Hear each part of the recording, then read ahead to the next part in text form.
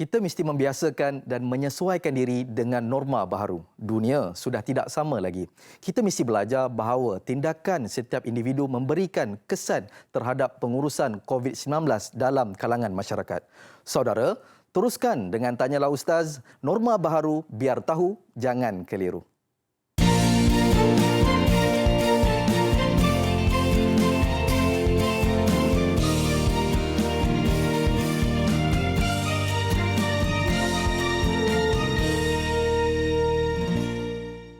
Assalamualaikum warahmatullahi wabarakatuh. Alhamdulillah, bersyukur kita kepada Allah Subhanahu Wa Taala masih lagi kita dapat bertemu di hari yang mulia, suasana yang ceria. Mudah-mudahan Allah Subhanahu Wa Taala memberikan kita kelebihan rezeki dan juga kesihatan yang berpanjangan sepanjang kehidupan kita. InsyaAllah, amin ya rabbal alamin. Seperti biasa, apa khabar semua sahabat penonton kita di rumah?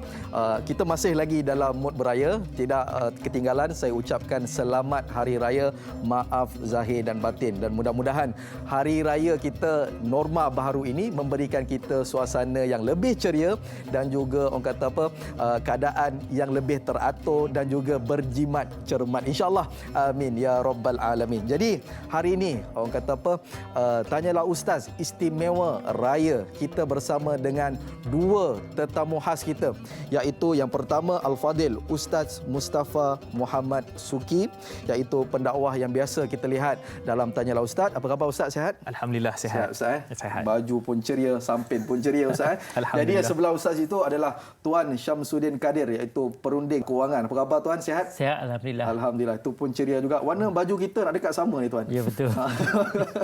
Jadi insya-Allah Tuan dan juga Ustaz, kita dalam Tanyalah Ustaz akan bersiaran langsung selama 2 jam. Cumanya di TV3 kita akan tamat pada pukul 8 dan kita akan sambung lagi setengah jam di TV9. Jadi sahabat penonton semua, teruskan dengan rancangan Tanyalah Ustaz ini, dan kita akan membincangkan topik hari ini adalah belanja berhemah. Saya kira sangat sesuai dengan kita punya situasi hari ini adalah Hari Raya kan. Betul. Jadi mungkin sebelum ini kita banyak orang kata apa, Hari Raya waktu yang kita mesti orang kata belanja dengan sepuas-puasnya sebagai permulaan kita pada pagi ini. Ustaz, saya nak mula dengan Ustaz dulu lah. Orang kata apa, lebih afdal. Ustaz, kita nak tanya Ustaz, perbelanjaan berhemah sebagai permulaannya, kita nak ceritakan apa yang kita nak bagi tahu pada sahabat penonton kita, apakah topik perbincangan kita? Silakan. Baik, Assalamualaikum warahmatullahi wabarakatuh. Innal hamdalillah nahmaduhu wa nasta'inuhu wa nastaghfiruh wa na'udzu billahi min shururi anfusina wa min sayyiati a'malina may yahdihillahu fala mudhillalah wa may yudlil fala hadiyalah. Asyhadu an la ilaha illallah wa asyhadu anna Muhammadan abduhu wa rasuluh. Amma ba'd. Yang muliakan pengemudi, moderator kita Da'i Hilman, kemudian sahabat panel saya Tuan Syamsuddin, dan kemudian sidang penonton yang dirahmati Allah Subhanahu Wa Taala. Jadi belum terlambat saya mengucapkan taqabbalallahu minna wa minkum. Semoga Allah menerima amalan kita walaupun buat di rumah, walaupun tarawih di rumah, walaupun mengaji di rumah, tapi mudah-mudahan Allah memberikan keberkatan, memberikan kebaikan dalam kehidupan kita, insya-Allah. Baik, jadi kita berbincang pada pagi ini tajuk berkenaan dengan belanja berhemah. Kalau kita rujuk kepada Kamus Dewan, bila sebut tentang berhemah, berjimat cermat ni, dia adalah salah satu sikap ataupun tabiat yang mana saya boleh katakanlah di kalangan kita ni, sidang penonton terutamanya, semua kita dah berhemah, semua kita dah berjimat cermat, dah cuba sedaya upayanya. Akan tetapi insya-Allah kita nak berbincang tentang kita buat lagi dan buat lagi supaya lebih lagi memberikan kesan dan manfaat untuk masa yang akan datang. Baik, jadi bila kita sebut tentang belanja berhemah, adakah Al-Quran menyebut tentang perkara ini ataupun adakah daripada hadis-hadis Nabi SAW membincangkan tentang perkara ini? Pertama, saya suka nak memetik daripada surah Al-Furqan, daripada ayat yang ke-67, Allah Subhanahu Wa Taala menyatakan, a'udzubillahi minasyaitonirrajim, walladzina idza anfaqu lam yusrifu wa lam yaqturu wa kana baina dzalika qawama. Yang bermaksud, sadaqallahul azim, iaitu Allah Subhanahu Wa Taala menyatakan mereka yang mana yang berbelanja, yang menginfak ataupun fokusnya belanjalah, yang mana belanja itu dengan keadaan yang tidak berlebihan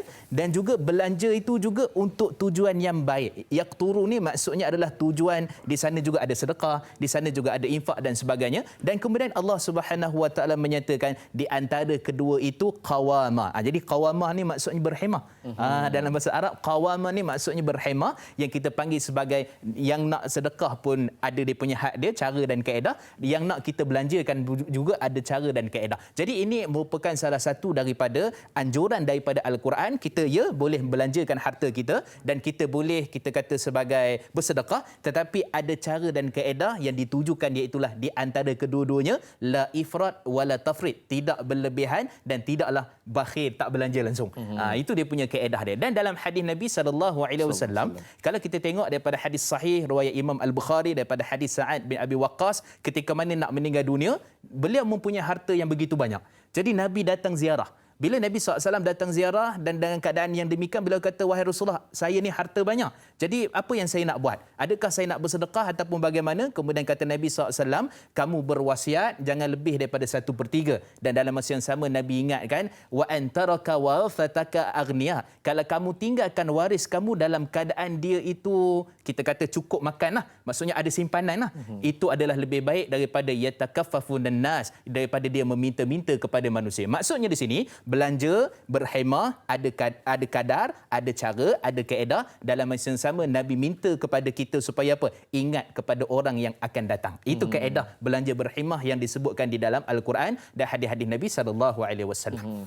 Baik, saya kira tu pembukaan yang terbaik untuk kita faham dari segi konteks Al-Quran dan juga hadis. Cuma saya nak kembali kepada Tuan Samsudin lah, Tuan Samsudin Kadir. Tuan, bila kita sebut pasal belanja berhemah ni, orang kata berkira-kira lah belanja ni. Pada pendapat Tuan sendiri, apakah diceritakan mengenai pembelanjaan berhemah tu? Silakan. Okey, baik. Bismillahirrahmanirrahim. Ya Allah, Tuhanku, ajarilah aku perkara yang aku masih jahil dan berilah aku ingat semula perkara yang aku sudah lupa. Ya Allah, Tuhanku, tolong pemudahkan semua urusan kerjaku. Tolong rombak mana-mana simpul pada lidahku supaya orang lain dapat memahami kata-kataku.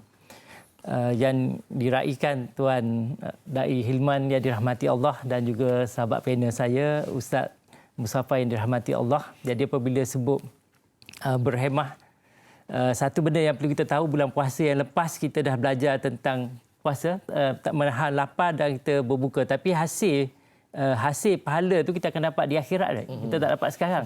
Jadi kita dah diajar, dipanggil dalam English, dipanggil delay gratification. Maksudnya menangguhkan kepuasan. Jadi apabila hari raya ni, macam kita beraya sekarang ni, maksudnya kalau kita beli sakan, kan untuk nak beraya lah, nak beraya, nak betul-betul meriahnya. Jadi mana yang kita belajar selama sebulan tentang menangguhkan kepuasan. Ya? Dan satu lagi, apabila sebut belanja ni, dia macam kereta. Kalau kereta kancing ke, kereta Mercedes ke, dia mesti ada brake. Kalau tak ada brake, belilah kereta apa yang kita beli, kereta mahal macam mana pun, dia akan jatuh ke gaung. Jadi dalam gaji kita, pendapatan kita, tak kira kita di luar sana bekerja sebagai kerani ke, kita sebagai pengurus ke, kita sebagai executive director ke, macam mana memang kena ada had perbelanjaan kita. Macam mana kita nak sambut raya, lain jiran sebelah dengan kita, dia gaji RM10,000, kita gaji RM2,000. Kalau kita nak ikut meriah macam dia dengan RM10,000, itu yang kita ambil hutang, skim masuran mudah dan sebagainya. Jadi berhemah ni kita tengok kita punya, dan dia mesti ada had. Jadi secara asasnya, dunia kewangan ni dia melihat 70% sebagai angka break.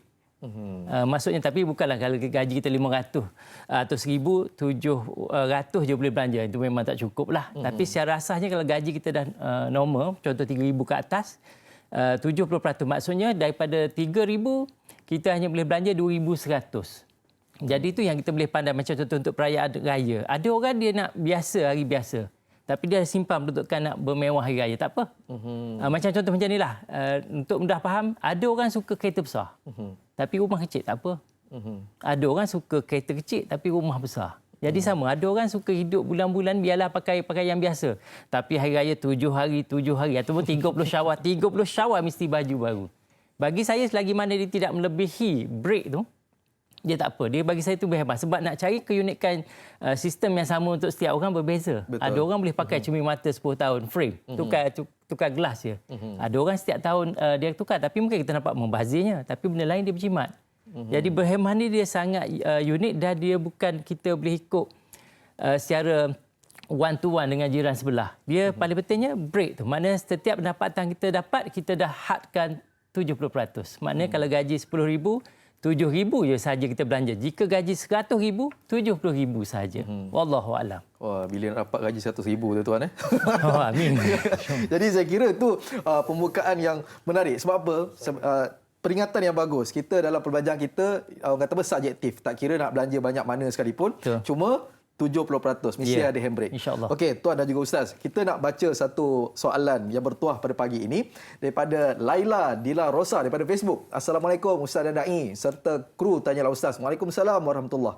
Hari Raya tahun ini tidaklah seperti tahun-tahun yang lepas di mana kita tidak lagi dapat menyambutnya semeriah seperti tahun-tahun sebelum ini disebabkan oleh pandemik COVID-19.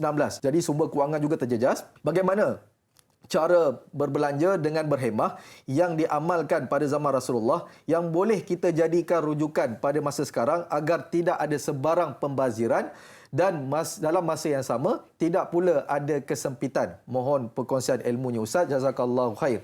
Jadi sebagai nasihat kepada saya dan kita semua dan juga sahabat kita yang bertanya tadi, bagaimana cara pengurusan yang diamalkan oleh Rasulullah dan juga zamannya? Silakan.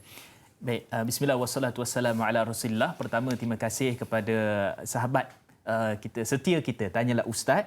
Dan persoalan yang ditimbulkan berkenaan dengan belanja cara berhemah yang diamalkan di zaman Nabi SAW. Pertama sekali, berbelanja ni dia bukanlah satu benda yang diharamkan oleh syarak. Sebab tu Al-Quran dan hadis-hadis Nabi SAW memfokuskan kepada 3 perkataan. Ini kita nak tengok pada 3 perkataan. Pertama dipanggil sebagai tabzir, bazir lah. Yang kedua dipanggil israf. Israf ni pun nanti kita bincang insya-Allah. Yang ketiga kita panggil sebagai al-iqrar ataupun iqrar ataupun yaqturun. Baik. Jadi 3 perkataan ini dia seakan sama yang menunjukkan semua itu mesti dibelanjakan dan apa dia punya perbezaan. Baik, kita pergi pertama yang kita nak bincangkan. Yang pertama adalah bazir. Kan seperti mana Allah sebut dalam surah Isra ayat 26 ayat 27, Allah Subhanahu wa taala ceritakan janganlah kamu membazir. Maksudnya wala tubadzir tabdzira, jangan kamu membazir, dan kemudian Allah sebut innal mubadzirin kanu akhwan syayatin. Sesungguhnya membazir itu adalah sebahagian daripada saudara syaitan. Ni ramai orang kata ni saudara syaitan ni, jangan kita syaitankan orang kan. Sabar dulu. Ayat Quran itu adalah menunjukkan, sebab tu kata Imam Qurtubi rahimahullah, kata Imam Tabari, maksud di situ adalah ciri-ciri itu, perbuatan itu, dosa itu seperti mana yang dilakukan oleh syaitan. Bukan dia tu syaitan. Itu kena jelas. Baik. Yang kedua yang dipanggil sebagai israf. Israf ni maksudnya kita membeli tapi beli tu beli lebih. Dia beli lebih. Adapun membazir tadi beli pada benda yang langsung tak perlu. Itu beza tu. Baik. Kemudian ada yaqturun. Yaqturun ni maksudnya adalah kita berbelanja untuk tujuan dapatkan pahala. Dapat pahala di sini maksudnya apa? Seperti mana sedekah, infak dan sebagainya. Baik. Jadi bila sebut 3 perkataan ini, Islam sangat mementingkan supaya dalam kehidupan kita ni ada perbelanjaan tidak jadi masalah, tapi dalam masa yang sama kita kena pastikan apa yang perlu, di sana dipanggil keperluan, di sana dipanggil sebagai untuk menampung terus kehidupan dan sebagainya. Sebab tu saya suka memetik satu hadis daripada Nabi SAW. Hadis riwayat daripada Sayyidina Abu Hurairah dalam riwayat Ibn Hibban, hadis yang sahih. Kata Nabi SAW, ketika mana Sayyidina Abu Hurairah menceritakan ada satu orang sahabat datang jumpa Nabi SAW. Sahabat ni Nabi SAW kata kepada beliau, tasaddaqu, hendaklah kamu bersedekah. Iaitulah menggunakan duit kamu, harta kamu. Kemudian kata Nabi SAW, kita, orang Melayu kita, masyarakat kita, bila sebut sedekah ni cari orang fakir miskin. Bila sebut sedekah ni kena cari orang yang memerlukan. Sebenarnya apa perkataan Nabi? Ini yang praktikalnya yang berlaku di zaman Nabi SAW. Maka kata Nabi SAW, anfiqhu ala zaujatik. Infakkanlah harta itu kepada isteri kamu. Kemudian ditanya lagi, ya Rasulullah, indi dinar, aku ada lagi 1 dinar. Kemudian kata Nabi SAW, anfiqhu ala waladik, infaklah kepada anak kamu. Bukankah itu nafkah? Baik, di sini kata Nabi SAW menunjukkan bahawa sebenarnya apa yang kita bincang pada hari ini secara hikmah ni, kita bukan kadang-kadang tu ya orang lain tu ya juga penting juga kita nak ambil tahu, tapi ahli keluarga kita. Jadi ahli keluarga kita itu secara berhemah, dan di zaman Nabi SAW maksudnya peringatan itu telah pun Nabi berikan dan Nabi telah tunjukkan cara-cara untuk kita berhemah dalam melakukan jual beli. Wallahu a'lam. Mana kata dalam konteks Islam kita ni, perbelanjaan atau bersedekah itu lebih luas dan besar Ustaz. Jadi Ustaz dan juga Tuan Syamsuddin, kita nak berehat seketika. Jadi saudara, Hari Raya PKP ini kita tidak perlulah bersalam. Jadi cukuplah dengan memberi salam. Sebab apa? Itu tidak memutuskan silaturahim. Jadi kita berehat seketika. Kembali lagi selepas ini. Biar tahu, jangan keliru.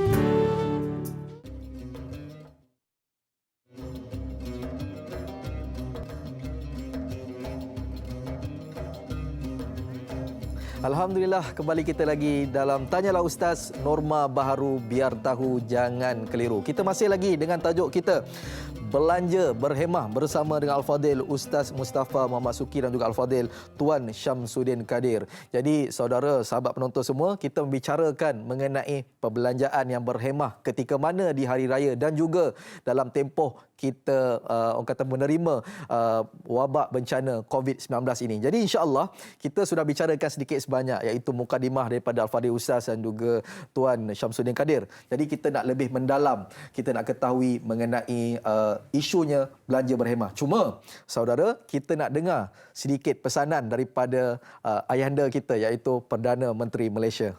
Silakan. Nasihat saya pada anda semua yang akan menerima manfaat ini, gunakanlah wang ini sebaik mungkin. Yang penting pastikan setiap hari ada makanan di atas meja untuk seisi keluarga.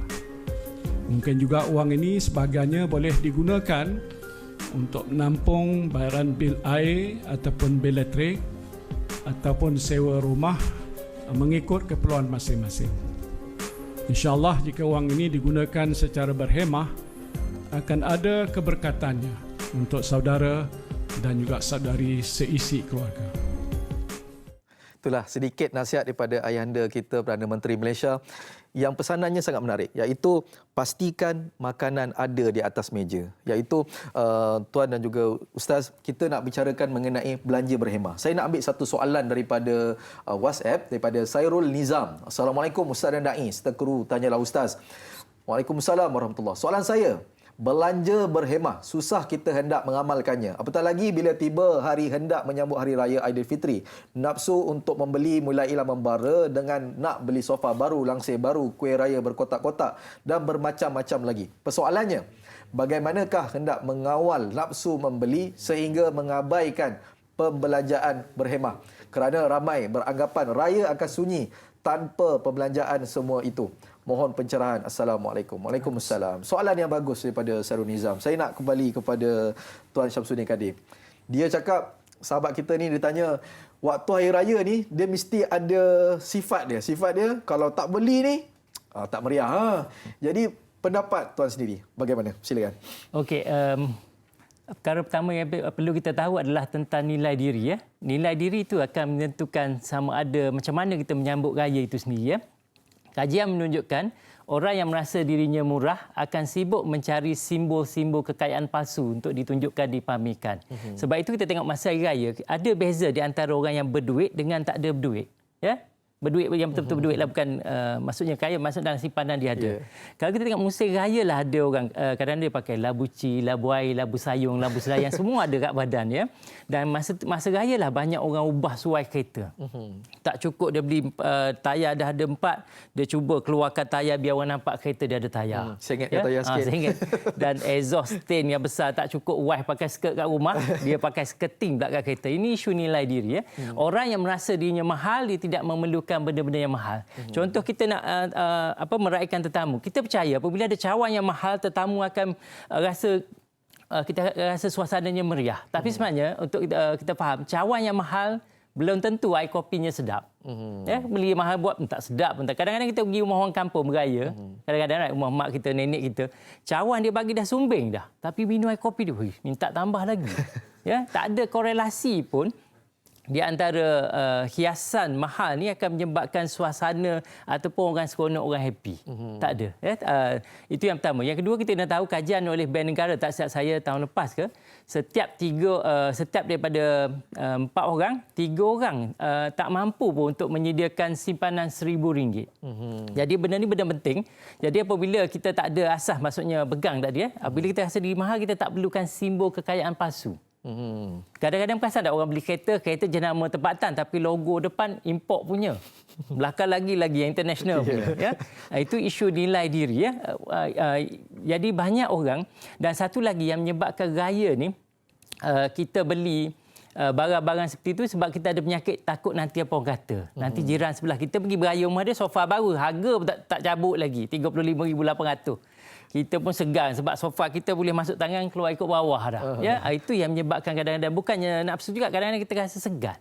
Tapi kalau kita boleh hadkan macam tadi, kalau belanja 70%, nafsu kita kena had no. Ada duit lebih tak apa. Sebab kita kadang-kadang kita lebih membeli untuk nak menunjuk-nunjuk, bukannya untuk nak seronok. Kalau seronok betul-betul, kenapa semua pegang gadget? Tengok yang belakang tu. Nak duk pegang gadget. Mana yang raya yang pegang mangkuk aku beli mahal pun tak ada orang nak tengok. Dan orang Kanada ni saya suka satu berhemah cara dia. Orang Kanada ni budaya rakyat dia tak akan beli barang yang tak akan sentuh dalam masa 6 bulan. Kita ni cuba tengok bekas kuih ni. Tu. Yang belabak tu. Habis tahun ni, tahun depan beli lagi bekas baru. Bekas tahun lepas tu takkan habis kuih makan sekali dengan bekas. Ini isunya. Dia tak apa nak beli jika ada keperluan. Contoh barang yang kita beli bekas dah lama dah.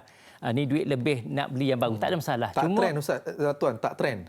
Ya betul. Kalau ikut trend, duit yang tak cukup tu yang sebab sampai kalau bank negara boleh sebut, every 3 orang daripada 4 orang. Mana lebih kurang 70%. Ya, duit 1,000 dan apabila saya buat menjayakan kursus, setakat inilah berpuluh tahun dah. 20 daripada 30 orang, 27 orang berbelanja lebih pada duit gaji. Inilah jadi orang guna hutang jahat iaitu skim aksuran mudah, kad kredit dan pembiayaan peribadi. Jadi apabila kita layan nafsu kita, ni sebab dulu tak apa. Nak dapat hutang payah, sekarang petik jari je. Ya? Jadi apabila ada hutang itu yang jadi kita rasa puas. Memang kita akan happy, tapi lepas raya apa berlaku? Dah tepuk dahi dah.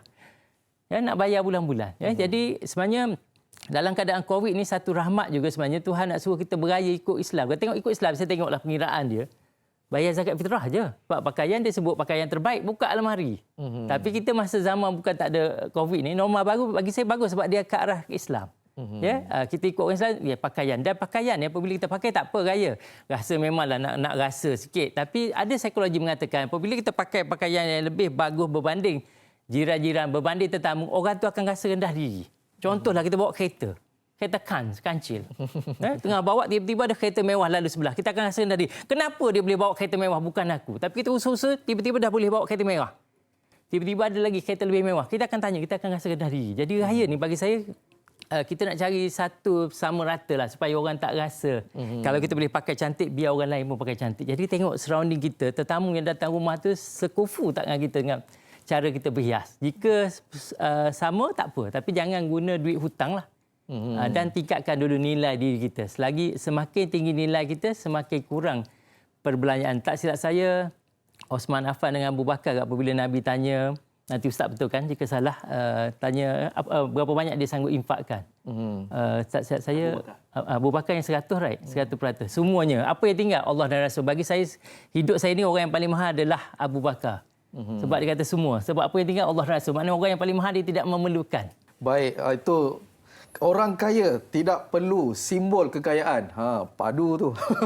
Dan juga terasa dalam. Jadi kita, orang kata apa, hari raya ni tidak perlulah kita nak menunjuk-nunjuk ataupun kita nak bermewah-mewah. Sekiranya kita bukan yang berkemampuan. Tuan. Jadi saya nak bacakan satu soalan daripada Facebook, daripada Johari Hasnah. Assalamualaikum Ustaz dan Da'i yang dirahmati Allah. Waalaikumsalam warahmatullahi. Salam Aidilfitri. Ustaz, apakah cara yang terbaik menurut syariat Islam dalam berhemah berbelanja agar tidak mendatangkan pembaziran? Adakah seseorang yang terlalu berkira nak berbelanja untuk keluarga dikira orang yang belanja berhemah? Apakah kesan dengan kehidupannya? Mohon pencerahan Ustaz biar tahu, jangan keliru. Terima kasih Ustaz dan Da'i Hilman. Selamat Hari Raya Aidilfitri. Selamat Hari Raya juga kepada saudara Johari Hasnah. Ustaz, soalannya mudah.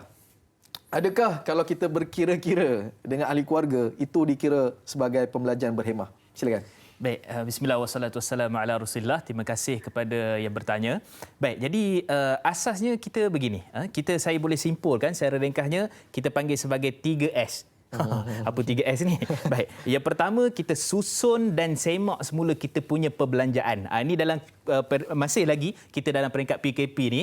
Jadi pada waktu ini kita kata susun dan semak semula. So maksudnya keadaan sebelum ni kita mungkin mewah, mungkin dalam keadaan yang berbagai-bagai. Jadi kita urus balik, kita tengok balik. Maksudnya barang tu macam mana, apa yang perlu, apa yang tak perlu. Kemudian dalam keadaan kita nak, tak ada masalah untuk bergembira, tapi dalam masa yang sama kena pastikan setiap apa yang kita nak keluarkan, setiap apa yang kita nak belanjakan. Itu S yang pertama. Yang kedua, yang dipanggil S strategi. Strategi menghadkan hutang. Ini juga antara benda yang suka yang disentuh oleh sahabat panel saya tadi, iaitu Tuan Syamsuddin, iaitulah berkenaan dengan hutang ni, kadang-kadang dengan kad kredit, dengan apa. Sebab tu saya teringat satu hadis Nabi sallallahu alaihi wasallam yang diriwayatkan dalam riwayat Ibnu Majah, hadis yang sahih, kata Nabi, unzuru ila man huwa asfala minkum wa la tanzuru ila man huwa fawqakum. Iaitulah lihatlah kepada orang yang di bawah kamu, jangan lihat kepada orang yang di atas kamu, kerana kamu akan lebih mengetahui dan bersyukur dengan nikmat-nikmat Allah yang dikenakan kepada kamu. Sebab apa? Dalam konteks yang disebutkan tadi, bila tengok orang berhutang, kita nak berhutang. Bila tengok, sebab kadang-kadang tu dipanggil apa? Beruang.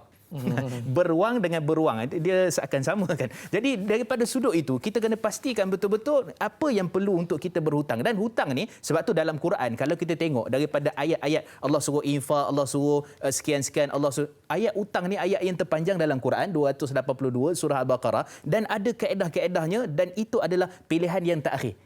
Pilihan yang terakhir itu kita kata strategi yang kedua. Yang ketiga, S juga, itulah S yang sangat penting juga. Apa dia? S yang berkenaan dengan bila mana kita nak menggunakan segala apa yang kita ada tu, kita ada simpan. Simpan ni orang paling, sebab tu kadang-kadang saya minta maaf lah, orang Melayu kita ni bila mana bekerja dan sebagainya, jadi 100 je buat apa nak simpan. Jadi yang 100 tu diperkecilkan, buat apa nak simpan. Kan? Dia nak simpan ni, dia dok fikir bersimpan ni mesti 1,000, mesti 2,000, tu baru dipanggil simpan. Sebenarnya silap. Simpan ni sebenarnya bukan semestinya banyak, tapi berapa banyak yang kita mampu untuk simpan. Sebab tu kalau kita ikut statistik dan sebagainya, Bank Negara ada keluarkan pada 2015 kesian kepada masyarakat kita ni secara realiti lah kita kena sebut. Iaitulah 6% saja di kalangan masyarakat kita yang mempunyai simpanan 6 bulan untuk bertahan jika mana dia berhenti kerja. Hanya 18% saja yang mana bertahan bila mana apa? Bila mana dalam keadaan dia 3 bulan saja boleh bertahan. Hampir 76% kalau berhenti kerja serta-merta, maka dia tidak ada gaji dan tidak ada perbelanjaan. Ini satu benda yang sakit sebenarnya, yang realiti yang kita boleh terima. Dan daripada sudut asal juga yang dikeluarkan oleh KWSP, sebanyak 60% daripada pesara lah, maksudnya yang boleh mengeluarkan KWSP pada umurnya, hanya 60% saja daripada orang kita yang boleh bertahan, yang kita kata 3 tahun saja. Lepas 3 tahun kena fikir cari kerja lain, macam mana kita nak hidup untuk masa yang akan datang. Ini menunjukkan satu fakta, satu kebenaran yang kita kena perhatikan betul-betul, dan kita kena susun balik 3S tadi, macam mana dalam kehidupan kita supaya kita bukan hanya sekadar untuk berinfak ataupun apa, tapi susun balik untuk kehidupan kita di masa-masa akan datang. Dan saya akhiri dengan satu perkara yang disebut tadi, infak kepada keluarga. Adakah dikira bakhil? Tak, infak tu sebenarnya tak. Infak pada keluarga tu, kata Nabi SAW dalam hadis sahih riwayat Imam Al-Bukhari, fa fi mura'atik sadaqah, apa yang kamu suapkan, kamu berikan kepada isteri kamu, maka dia adalah sedekah. Dan sedekah itu dikira di sisi pahala, sebab orang ingat nafkah tu wajib, sebenarnya ia juga bermaksud sedekah dan diberikan ganjaran pahala. Maksudnya infak kepada ahli keluarga, kita berbelanja kepada adik-beradik dan sebagainya. Sebab tu saya teringat kata arwah Abang Boceh, orang baik ramai kita sayang. Sekian. Baik, itulah orang kata apa, sedikit orang kata apa, walaupun ringkas Ustaz, tapi dia banyak memberi kesan kepada saya dan juga kita semua, insya-Allah. Saya nak ambil satu soalan daripada Facebook, daripada Nur Hayati Ismail. Assalamualaikum Ustaz, panel jemputan dan dai serta kru, tanyalah Ustaz. Waalaikumsalam warahmatullahi. Apakah ransangan pakej ekonomi yang dilaksanakan dapat mendidik rakyat untuk berbelanja secara berhemah, sedangkan untuk menggalakkan pertumbuhan ekonomi, kita juga harus berbelanja. Cuma cara berbelanja yang bagaimanakah yang dikatakan mengelakkan pembaziran, kerana kita tidak mahu bersahabat dengan syaitan? Mohon pencerahan. Terima kasih. Kak Yat Bandar Tasik Puteri, Rawang, Selangor. Saya nak Tuan Syamsuddin Kadir jawablah. Dia punya dia kata apa? Dia tak nak jadi sahabat syaitan. Dia tak nak membazir. Jadi apakah langkah yang terbaik untuk sahabat kita ni dan juga kita semua lakukan? Silakan. Okey. Kajian pada tahun 2007 dahulu mendapati kos makan sehari di Malaysia adalah RM20 sehari. Dan kos ini pada tahun 2027, sekitar 7 tahun lagi, akan jadi RM64 sehari. Perkara pertama kita kena tahu ada kenaikan harga kos, ya. Itu untuk kita, seperti pada Al-Fadhil Ustaz sebut sebentar tadi, untuk kita simpan, untuk kita laburkan. Sebab kos kita akan meningkat. Tengok tadi daripada RM20 akan jadi RM64. Keduanya apabila sebut membazir, saya mungkin ambil benda yang kat dapur je. Untuk kita tengok dan kita kaitkan dengan kehidupan kita, ya. Kalau kita beli ayam seekor, biasa potong ada orang potong 14. ada orang potong 12 ya. Kalau contoh keluarga dia 7 orang lah ya. Anak 5, mak dengan ayah 2, jadi 7 orang. Jadi kalau kita tengok ayam, kalau potong 14 tu, dia akan dapat 2 kali sesi makan lah untuk ayam tu. 7. 14 right? 7. Mana kalau dia makan tengah hari ayam, mungkin malam tak nak lah, esok pula. Mana ayam seekor tu boleh bertahan 2 hari. Ya, okey. Okey, macam mana? Okey, macam mana kita nak tahu kita membazir ke tak? Okey, cuba tengok setiap kali kita masak, ada tak ayam lebihan? Sama ada gulai ke atau yang goreng, yang tak dimakan. Itu membazir. So, macam mana nak elakkan membazir tu? Dia bukan apa, sebab kita nak membazir ni, sebenarnya kalau kita tak membazir, dia untungnya dia duit RM1, duit RM10 itu dia panjang tempoh tu. Walaupun duit tu RM10 satu, kita panjangkan tempohnya. Kalau ayam tadi, kita nampak 2 hari boleh bertahan. Tapi kalau kita tanya dia, contoh nak goreng ayam. Ya, ini yang saya lakukan. Saya tanya, kalau kebetulan ke dapur, isteri nak goreng ayam, saya tanya, okey, siapa nak makan ayam sekarang? Ayam untuk makan tengah hari ni. Okey, berapa orang kat? Okey, nak makan bahagian apa? Jadi saya akan pastikan sebolehnya wife saya akan masak yang tu dulu. Yalah kalau semua nak makan kepak pun ada 2 je, right? Jadi kita kena pandai tu. Okey, kadang-kadang 3 orang je. Okey, kita keluarga 7 ni, contoh. 3 orang je nak makan ayam. Jadi kita goreng 3 je lah. Yang lain mungkin nak telur mata. Telur mata lagi jimat. Bukan kita nak suruh makan telur mata, tak payah makan ayam. Telur pun sama kan daripada ayam juga. Tak ada, tapi semua kita tanya dia. Jadi membazir ni bukan, that's why kata, berjimat bukanlah sampai kedekut. Kita tanya, nak makan apa. Tapi kalau nak makan seekor ayam hari tu, 2 ketul seorang, tak apa, go ahead. Tapi ada 3 orang je nak makan. So jadi kalau 3, 14 ayam, kita ni satu, ada lagi 11. Mungkin kalau ni semua nak makan, 7. 4, jadi 3 kali makan dah. 3 kali sesi makan. Jadi membazir ni maknanya jangan ada terbiar. Contoh bulan Ramadan itu, ada orang menu masa bulan Ramadan itu, ada orang berbuka lain, bersahur lain. Bagi saya kalau dah buat 2 kali masak, for sure ada membazir kat sini, ada membazir kat sini. Ya, bagi yang mana kurang berkemampuan, boleh buat satu. Saya buat. Bulan Ramadan lepas saya memang buat. Setiap hari menu yang sama je, berbuka dengan bersahur. Sebab saya nak kurangkan pembaziran. Ya, tapi kalau tuan-tuan kalau nak buat 2 menu boleh, tapi tanya dulu nak makan banyak mana. Dan cuba nasi kita, cuba tengok dalam periuk tu ada tak lebihan. Cuba kalau kita kira betul-betul lebihan, boleh beli berguning-guning dah kot. Dah ke 1 tan dah kot. Ya, jadi caranya kira terus bajet, setiap hari kita bajet. Macam contoh 1 Ramadan lepas. Ni Syawal pun sama ni. Kan lepas dah balik semua ada, kita kira terus. Masak banyak ni habis tak? Oh, ada lebih ekstra. Kita kurangkan sampai dia cukup. Ya? Itu caranya contoh. Dan yang lain kita kaitkan dalam kehidupan lah. Jangan ada lebihan. Wallahualam. Oh, satu ketika dulu RM20 Ustaz Ya. Sekarang ni lagi 7 tahun. 7 tahun jadi 64. Sekarang dah 30 lebih sekarang. RM64. RM1 sehari. Mana sehari. nasi lemak dulu RM1.50 nasi lemak ayam. Sekarang ni dah RM4, RM5, right? Dia akan jadi RM15 insya-Allah. Itu saya kira kerisauan yang perlu kita ambil tahu dan juga kita perlu orang kata apa Ustaz, berhati-hati berhati-hati.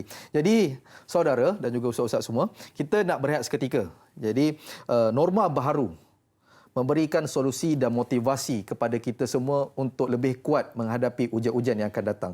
Jadi Tanyalah Ustaz, Norma Baharu akan berehat seketika. Kembali lagi selepas ini, biar tahu jangan keliru.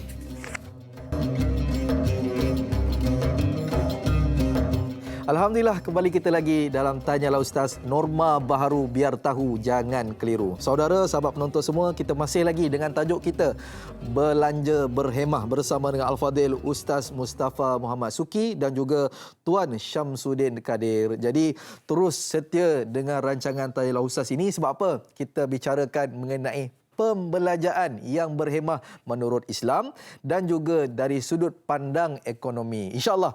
Jadi saudara semua, saya pada pagi ini kita nak mengambil satu panggilan telefon kepada saudara Wan Hafizo Wan Omar. Siapakah dia? Dialah saudara Fizo Omar. Assalamualaikum warahmatullahi wabarakatuh. Waalaikumsalam, Tuan. Apa khabar? Alhamdulillah, sihat. Saudara Fizo sihat? Sihat, Alhamdulillah. Alhamdulillah. Sihat walafiat. Okey. Terlebih sihat. Sehat, alhamdulillah. Semua sehat, alhamdulillah. Saudara, kita orang kata apa dah lama tak berjumpa, tapi kita nak bicara sikit mengenai sedikit perkongsian daripada saudara Fizo sendiri mengenai pengalaman diisytiharkan sebagai bankrupt dalam amount yang sangat besar iaitu 8 juta. Boleh tak kita bercerita sikit mengenai situasi ini, pengalaman ini kepada sahabat kita di studio dan juga di rumah. Silakan. Bismillahirrahmanirrahim. Saya sebenarnya macam ni, perjalanan saya, Allah telah memilih saya, telah menguji saya di awal usia saya, awal 20-an. Saya ada satu company sebenarnya dengan partner saya. So, dengan izin Allah, mereka telah menggunakan nama saya buat pinjaman dengan sebuah bank berjumlah 8 juta ringgit tanpa pengetahuan saya. So, saya tahu-tahu saya terima surat daripada bank yang company tersebut, saya sebagai director dan guarantor kepada loan tu dah release, dah approve. Saya macam blur, tak tahu apa-apa. Dan end up saya tak ada pilihan lain, yang saya pun tak mampu nak bayar, dan saya redha je lah untuk di-bankruptkan. Dan alhamdulillah saya dah masuk tahun ke-5, ke-6. Actually 7 tahun dah saya bankrupt ni sebenarnya. So daripada situlah saya, sebab bila saya tahu saya akan bankrupt, so saya prepare diri saya untuk jadi seorang yang bankrupt. Bila mana you faham lah, bila bankrupt ni account bank, semua harta semua freeze. Kau nak cerita, kau tahu ke tak tahu ke, itu urusan kemudian hari lah. Which is saya dah buat report polis apa semua lah.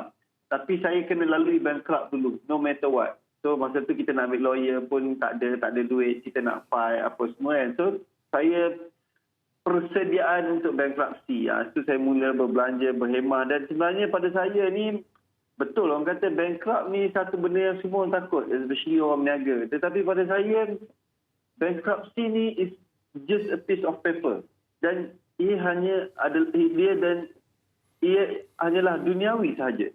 Tetapi yang paling risau, paling saya takut dan saya sendiri sedar, sebelum saya bankrupt kewangan, sebenarnya saya dah lama bankrupt jiwa dan mindset.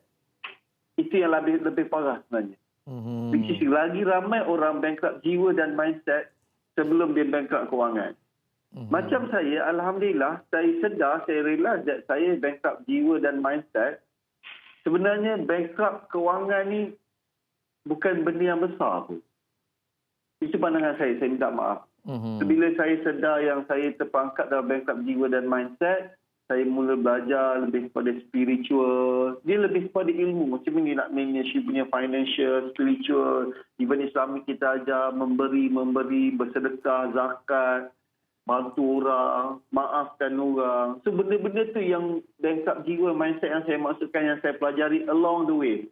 Dan alhamdulillah, walaupun dalam keadaan bankrupt, Allah bagi rezeki saya boleh bangkit balik dan ada company semua. Of course, perbelanjaan kena jaga. Tetapi sebenarnya, the root cause is not macam mana kita spend tau. Macam mana kita terima keadaan takdir yang Allah izinkan berlaku ke atas. Itu pandangan saya, Ustaz dan tuan panel kita semualah.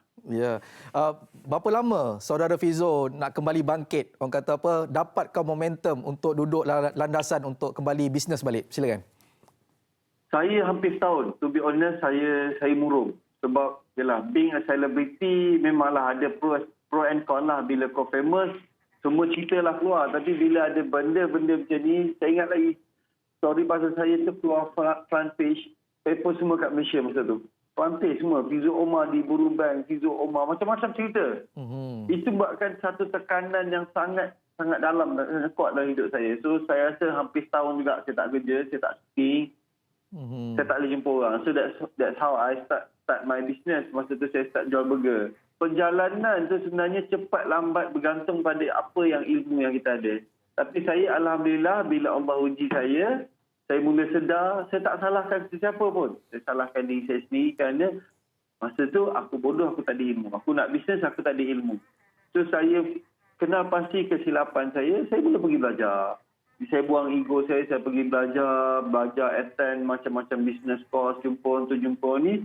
Dan berbalik pada soalan berapa lama, untuk saya nak kuatkan semangat nak mulakan. Sebab masa tu saya main saling syuting. Saya tak ada keyakinan, saya tak nak jumpa orang. So saya ambil masa hampir setahun. Dan after saya pergi belajar tu, saya jumpa macam-macam orang. Dan saya start niaga burger. Dan Alhamdulillah saya ambil masa lebih kurang 2 tahun. Daripada satu stall burger saya tu akhirnya menjadi 150 cawangan. Tanpa membuat pinjaman bank, tanpa ambil dana daripada kerajaan. Maksudnya bukan saya cakap saya ada duit, tetapi kita boleh ubah nasib kita, kita boleh ubah apa yang berlaku pada kita dengan ilmu yang kita ada. Baik. Saya kira itu nasihat yang baik untuk kita semua dan kita pelajari. Terima kasih kepada saudara Fizo atas perkongsian. Selamat Hari Raya, saudara. Selamat Hari Raya. Terima kasih. Sama-sama, insya-Allah. Assalamualaikum. Waalaikumsalam.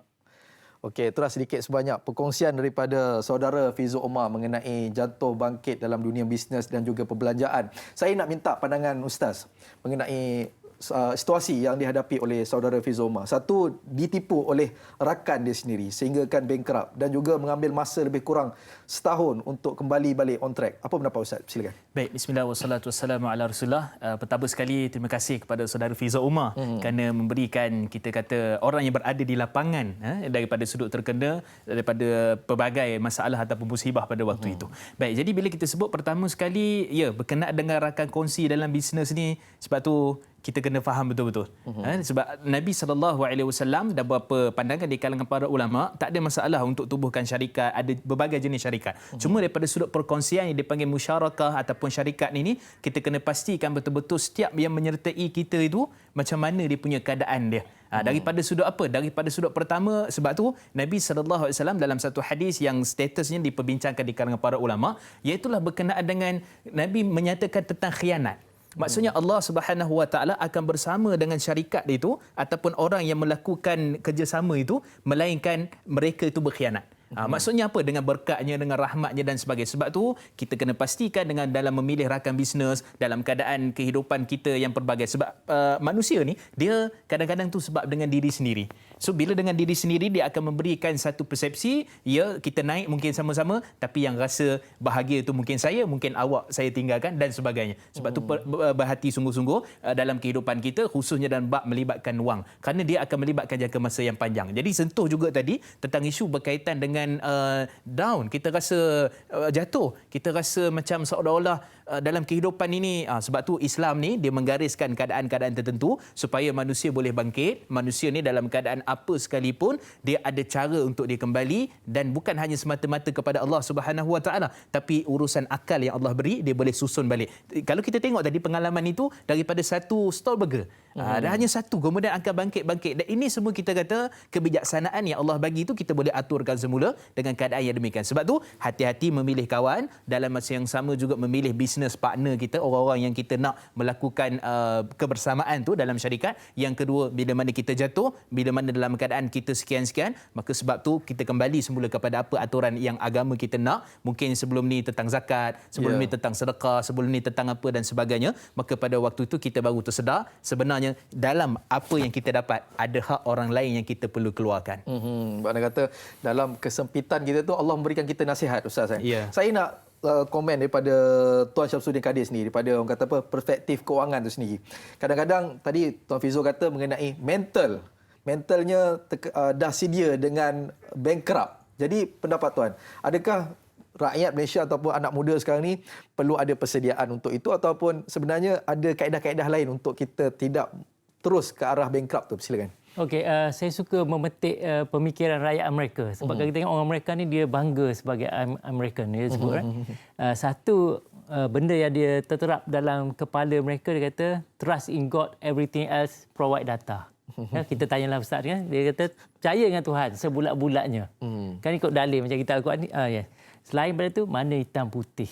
Jadi apabila kita nak berbisnes dengan orang apa, hitam putih memang kena baca, bukan sekadar sign. Dalam dan apabila kita jadi director, no matter what, ada dokumen bank yang kita kena sign baru. Baru dia lulus. Kita tak boleh. Sebab kalau kita director shareholder, memang kena ada sign kita. Kalau bila saudara Fizo sebut tadi, dia tak pasti, right? Mana tak perasan tu, maknanya ada kawan dia bagi dokumen sign. Tu bagi saya apa saja dokumen orang bagi kita, baca A to Z. Kalau tak boleh buat sekarang tak apa, lebih baik kita tangguhkan esok. Kalau kata nak cepat ni jangan. Yang nak cepat tu bahaya. Kadang-kadang ada sindiket. Ya, dia letak kat tengah kan, sebab saya pernah kerja bahagian kewangan, memang ada kes macam tu. Dan tantangan macam saya, polisi saya simple. Saya takkan tantangan dokumen yang ada liquid paper. Sebab kalau nak kena, lepas kita sign, dia ubah benda lain terma. Jadi pegang pada tu. Apa-apa mesti ada data hitam putih. Kalau tak ada, jangan kita sign. Dan bagi saya, jatuh bangun dalam bisnes ataupun kewangan, dia bukan sebagai pengakhiran. Kata ibu kepada sahabat saya, orang daripada negara China, dia kata, time kita jatuh macam ni, jatuh je kita tengok orang lebih susah daripada kita. Ada tak cari orang lebih susah? Kalau masih ada orang lebih susah kita, maksudnya kita masih dalam syurga. Kalau kita tengok hidup kita, tak kira susah macam mana kita, bisnes, bankrupt, muflis, mesti ada orang lebih susah dari kita. Maknanya kita masih dalam syurga. Buat apa kita nak risau sangat? Kita bangkit balik lah. Kecuali kita dah cari orang, tak ada dah aku yang ni. Yang itu hampir mustahil untuk berlaku. Jadi apa-apa, data tu penting hitam putih. Dan kita nak sign, memang kena baca daripada atas sampai bawah. Nak jadi director, jangan, kan orang suruh kita jadi director, jaga sekali ni untuk sign. Tambah pembiayaan dan sebagainya, memang jangan semudah sign dia. Yang tu memang kena semak. Bagi saya, benda yang paling penting adalah baca dahulu apa yang kita nak sign. Tak faham, dapat pendapat daripada orang yang ketiga. Supaya apa yang kita sign nanti tu, dia tidak membawa, macam tadi, malapetaka kepada kita. Wallahualam. Baik, terima kasih perkongsian daripada Ustaz dan juga Tuan Syamsuddin. Saya juga pernah menghadapi juga situasi macam Tuan Fizo tadi ni pada beberapa tahun yang lalu, disebabkan kita tidak memerhati dari sudut konteks kerja tu sendiri, sehingga kan rugi 6 angka, Ustaz. Jadi kita nak baca satu soalan daripada WhatsApp daripada Sal Rasid Cik Si. Assalamualaikum Ustaz dan Da'i. Waalaikumsalam warahmatullahi. Biarpun hari raya masih dalam tempoh PKPB, sewajarnya kita berbelanja secara berhemah. Persoalannya, mengapa masih ada juga membeli baju baru dan kelengkapan sambutan Aidilfitri sedangkan pergerakan kita terbatas? Bagaimana mendidik diri dan keluarga supaya berjimat cermat setiap masa dan berbelanja secara berhemah, iaitu beli apa yang perlu sahaja? Mohon kupasan Ustaz, terima kasih. Soalannya mudah, Ustaz. Waktu PKPB ni, orang kata apa, waktu ni adalah waktu terbaik untuk kita berhemah, kita melihat balik kita punya profil kewangan kita dan sebagainya, tapi masih lagi orang kata apa, baju di luar pun sold out dan sebagainya. Pendapat Ustaz? Baik, pertama sekali kita kena pastikan betul-betul kita dalam jiwa kita ni dia ada satu perasaan. Yang perasaan itu kita terjemahkan sebagai nafsu lah. Jadi nafsu ni sebab tu Allah sebut dalam surah Yusuf berkenaan dengan la ammaratum bisu, iaitulah dia sentiasa akan pergi kepada perkara-perkara yang buruk dan akhirnya akan menghancurkan kehidupan kita. Termasuklah dalam konteks yang kita bincang ni adalah keinginan nafsu berbelanja lebih. Ini daripada sudut asasnya, sebab tu Ramadan mengajar kita sebenarnya dalam apa keadaan sekalipun bersederhana. Sebab tu kalau kita lihat juga dalam statistik yang berkenaan dengan apa kita kata pembaziran dalam bulan Ramadan. Sebagai contoh yang dikeluarkan oleh Jabatan berkaitan dengan pengurusan sisa pepejal, lebih kurang dalam 270,000 tan metrik yang akan dibazirkan pada bulan Ramadan, yang tu 2019 punya statistik. Jadi kalau tahun 2000 ni harapnya berkurang lah. Bahkan kalau 2009 juga kerajaan terpaksa mengeluarkan lebih kurang dalam 115 juta untuk menguruskan semata-mata pembaziran yang dilakukan itu. Baik, ke dalam konteks yang ditanyakan tadi bukan makanan, tapi ialah berkaitan dengan pakaian. Jadi pakaian ni pertama, sebab tu dalam hadis riwayat daripada Abdullah bin Umar radhiyallahu anhu yang diriwayatkan oleh Imam Ibn Qayyim dan sebagainya, maksud pakaian yang baru tu bukan baru tu beli tiap-tiap tahun. Maksud sebenarnya adalah apa dia? Pakaian yang paling terbaik. Sebab tu sunnah Nabi SAW pada hari Aid, iaitulah pada hari raya ni, khususnya pada kita ni sedang menyambutnya, pakaian itu adalah pakaian terbaik. Contohlah kata nak buat video call kan. Nak buat video call ke apa ke, maka pada waktu itu secara langsung, maka tak ada masalah untuk kita berpakaian dengan pakaian terbaik. Tetapi jangan sampai kita menggunakan itu, kita simpan dan akhirnya kita hanya sekadar berpuas hati dengan pakai sekali. Jadi pakai sekali ni, sebab tu kita kata apa? Beringat sebelum kena. Berjimat seadanya. Jadi ini keadaan yang kita perlu perhatikan betul-betul dalam kehidupan kita, dan kita kena ingat bukan hanya sekadar sehari, 2 hari, 3 hari, 4 hari hari raya. Kita kena fikirkan juga dalam keadaan setahun akan datang. Sebab tu kalau kita ikut global ekonomi kita pada hari ini, kita bukan hanya sekadar kita kadang-kadang fikir apa yang ada dalam poket kita, tapi kita kena fikir daripada sudut pekerjaan, lepas tu majikan, lepas tu dalam konteks peluang pekerjaan. Contohnya kita kata juga kadang-kadang tu pada apa? Pada anak-anak yang baru bergraduasi contohnya. Macam mana pekerjaan yang akan datang? Jadi semua ni kita kena fikirkan, sebab tu masa akan datang tu kita kena fikirkan bukan hanya sekadar pada waktu yang saat kita nak bergembira semata-mata di hari raya. Kena pastikan betul-betul. Jadi saya tertarik apabila Ustaz katakan tadi, bukan isunya beli baju raya, tapi pakailah pakaian terbaik di pagi raya. Saya nak bacakan satu soalan daripada Facebook, tetapi sebelum itu, saudara semua, kita nak bagi tahu.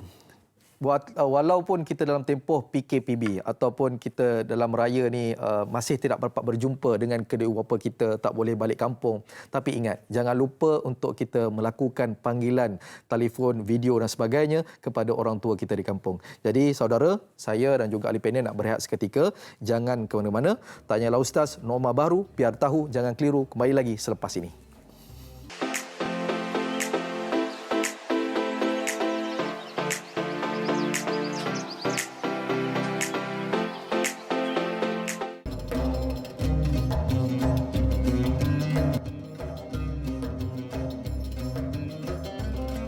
Alhamdulillah, kembali kita lagi dalam majlis ilmu Tanyalah Ustaz, norma baru, biar tahu, jangan keliru. Seperti biasa, selamat Hari Raya saya ucapkan. Mungkin yang baru bersama dengan kita pada pagi ini, kita masih lagi dengan tajuk kita Belanja Berhemah bersama dengan Al-Fadhil Ustaz Mustafa Muhammad Suki dan juga Tuan Syamsuddin Kadir. Jadi, sahabat penonton semua, kita berbicarakan mengenai belanja berhemah ni tadi, dan kita dah ada dapat tahu tips, perkongsian daripada Fiz Omar dan sebagainya. Saya nak teruskan dengan soalan daripada WhatsApp pula, daripada Emiri Mawangsa.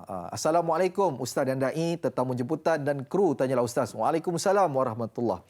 Duit moratorium yang bank offer tu saya simpan dan nanti selepas 6 bulan maka saya akan bayar semula pinjaman tersebut. Dari segi perancangan ekonomi, adakah saya bijak dalam membuat keputusan ini? Duit tak guna pun tapi simpan untuk bayar balik apabila tempoh 6 bulan itu tamat. Sekian, wassalam. Soalannya saya nak bagi kepada, sudah tentulah kepada Tuan Syamsuddin. Jadi Tuan Syamsuddin, isunya orang kata apa, sekarang ni tengah hangatlah sejak semenjak ni moratorium ni. Betul. Saudara kita Emiri Mawangsa ni, dia simpan duit dalam tempoh 6 bulan tu, tapi dia tak bayar pun. Tapi selepas habis tempoh baru dia start membayar. Jadi pandangan Tuan sendiri, adakah tindakan ini betul ataupun bagaimana? Silakan. Okey, baik. Apabila sebut moratorium ini adalah penangguhan lah. Jadi kenapa kerajaan tawarkan ini kepada rakyat? Sebab ada rakyat yang terjejas daripada pendapatan. Ada yang terus tak ada gaji terus, ya. Yang dapat cuti tanpa gaji 6 bulan dan sebagainya. Jadi sebenarnya apabila isu moratorium ini ada beberapa situasi rakyat yang kita perlu tengoklah. Dan kita tengok kita ni jatuh dalam situasi mana. Yang pertama, kita masih ada gaji dan pada masa sama kita ada hutang jahat. Jadi duit moratorium tu kita kena ambil gunakan untuk bayar hutang jahat. Contoh hutang jahat, kad kredit. Keduanya kalau kita ada di pajak gadai tu dia dah letak patuh syariah satu lagi Ar-Ranu ke. Dua-dua ni adalah kadar yang sangat tinggi. Maknanya kita kena settlekan yang itu. Dan yang ketiga, pembiayaan peribadi ataupun skim asuran mudah. Ya. Jadi bagi yang mana ada gaji dan dapat penangguhan, duit tu mesti disalurkan untuk selesaikan hutang kad kredit. Secara asasnya, kalau kita betul-betul guna, memang dalam masa 6 bulan ni saya tengok majoriti 90% akan selesai hutang kad kredit yang bertahun-tahun yang kita tak dapat selesaikan. Situasi kedua, kita ada gaji dan kita tak ada hutang jahat. Okey, tanya pula kita ada duit simpanan tak? Tadi macam kita bicarakan, tadi pun Al-Fadhil Ustaz pun ada sebut dari segi duit QSP kita boleh tahan berapa lama dan berapa orang ada duit kalau jika diberhentikan kerja boleh tahan 6 bulan, ya. Jadi kalau kita contoh sekarang kita bergaji kan tapi tak ada simpanan. Duit tu boleh, tapi kalau boleh janganlah pergi letak tempat simpan, letak pelaburan. Kalau simpan ni macam kita ambil benih kita simpan kat rumah. Dia tak berhasil. Tanam benih mana laburkan dia. Tapi labur di tempat yang dibenarkanlah oleh kerajaan dan juga patuh syariah. Itu yang kedua. Mana contoh tabung haji, SB dan sebagainya. Emas salah satu, ya. Sekarang pun tahun ni pun emas pun naik meningkat banyak. Okey, yang ketiga ni kita tak ada gaji dan kita tak ada hutang jahat dan duit simpanan pun dah melambak dah. Tak tahu nak buat apa. Itu bayarlah seperti biasa. Dan yang keempat tu dia tak ada gaji dan dia ada moratorium. Memang yang tu tak boleh buat apa lah. Memang alhamdulillah bebanan kita berkurangan. Jadi tengok situasi mana. Dalam kes tadi saya tengok dia tak buat apa-apa. Kalau simpan macam benih simpan kat rumah dia tak berhasil. Tanam kalau benih jagung tu dalam 6 bulan dah keluar hasil jagung. Jadi kita boleh bayar. Lepas 6 bulan bayar balik dan on top of that kita ada extra duit. Jadi sebolehnya bagi yang ada duit, pastikan 1 November kita ada harta baru. Ya, kalau kita tak ada hutang jahat kan, harta baru. Kalau kita tak ada, inilah rugi. Sebab sepanjang daripada 1957 sampai sekarang, inilah peluang bagi saya durian runtuh yang Allah bagikan kepada orang yang masih ada gaji dan kalau dia pandai memanfaatkan moratoriumnya. Wallahualam. Itu lah orang kata apa, waktu ni adalah waktu emas sebenarnya. Ya, betul. Kalau kata bijak kita menguruskan dan kita lakukan perbelanjaan yang berhemah. Saya nak baca satu soalan daripada Facebook, daripada Lela Ella. Assalamualaikum Ustaz dan Da'i. Waalaikumsalam warahmatullahi. Serta kru-kru yang bertugas. Selamat Hari Raya Aidilfitri. Allah tidak menyukai orang yang berlebih-lebihan. Apakah cara untuk kita mengatasi diri kita daripada berbelanja secara berlebihan dan apakah hukumnya seseorang yang berbelanja sehingga menyebabkan berlakunya pembaziran? Mohon pencerahan, terima kasih. Saya nak soalan ni sudah tentu kita nampak hukum-hukum dan sebagainya, sudah tentu saya tanya kepada Ustaz. Ustaz, Allah tidak suka kita berbelanja berlebih-lebihan. Jadi soalan daripada sahabat kita ni mudah. Apakah hukum seseorang yang berbelanja sehingga mendatangkan pembaziran? Silakan Ustaz. Baik, bismillah wassalatu wassalamu ala Rasulillah. Terima kasih kepada sahabat kita yang bertanya. Baik, jadi pertama sekali Allah Subhanahu Wa Taala telah jadikan apa yang kita dapat dalam kehidupan kita, khususnya pada bahagian rezeki kita itu sekadar cukupnya. Cukup. Maksudnya kalau kita dapat lebih tu, nescaya kita akan pergi membazir. Kita akan melampau. Seperti mana Allah sebut dalam Quran daripada surah Syura ayat 27, Allah menyatakan walau basatallahu rizqan li'ibadihi labaghaw fil ard walakin yunazzilu biqadarin ma yasha innahu bi'ibadi khabirun basir. Yang bermaksud kalaulah Allah lapangkan rezeki di kalangan manusia tu, labaghaw, nescaya mereka akan melampaui batas. Dan pada waktu itu kata Allah Subhanahu Wa Taala, sebab itu kami turunkan dalam keadaan yang cukup untuknya. Dan sesungguhnya Allah amat maha mendalam pengetahuannya dan juga maha melihat. Baik, daripada ayat ni boleh kita simpulkan ataupun kita katakan bahawa rezeki yang cukup-cukup Allah bagi pada kita ni sebenarnya itulah yang Allah tetapkan untuk kita. Dan kalau kita berlebihan, kita dapat lebih dan sebagainya, jadi ke mana kita nak gunakan pada waktu itu?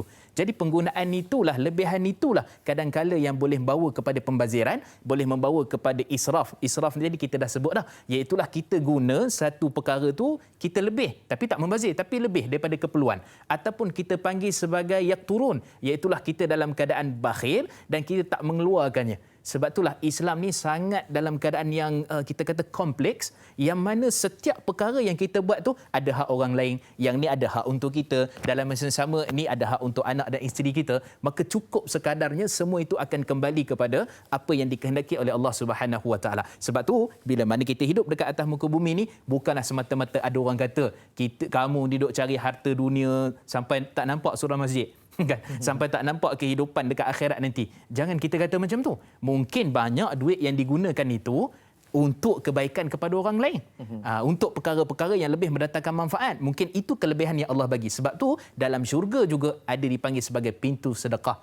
Jadi pintu sedekah tu mungkin milik dia. Ada pintu solat, mungkinlah kita pintu solat tu, mungkinlah kita pintu puasa. Tapi dia pintu sedekah. Kenapa? Kerana lebih sedekahnya di sisi Allah Subhanahu Wa Taala di atas apa yang digunakan. Sebab tu kehidupan mesti dalam keadaan dia tidak terlalu boros dan juga tidak dalam keadaan yang kita panggil sebagai kedekut langsung. Jadi berada di tengah-tengah itu, ada hak orang lain yang kita perlu lunaskan dan akhirnya mudah-mudahan insya-Allah kehidupan kita diberkati. Harta mungkin tak banyak, tapi Allah bagi keberkatan dan senang kehidupan kita, dan harta tu juga boleh-bolehlah insya-Allah menolong kita dekat akhirat sebagai syafaat dan bantuan insya-Allah. Pak Anda kata dalam kehidupan kita ni kalau ada rezeki lebih ataupun duit yang lebih, dia nak kena ada sifat sabar. Kata sahabat saya, kalau ada sifat sabar tu jual kat luar, dia nak beli sekilo. Sebab apa? Nak tak sabar daripada membeli belah ni. Yeah. Ustaz dan juga Tuan Syamsuddin, kita nak dengarkan satu soalan daripada VT kita insya-Allah. Kita lihat soalannya.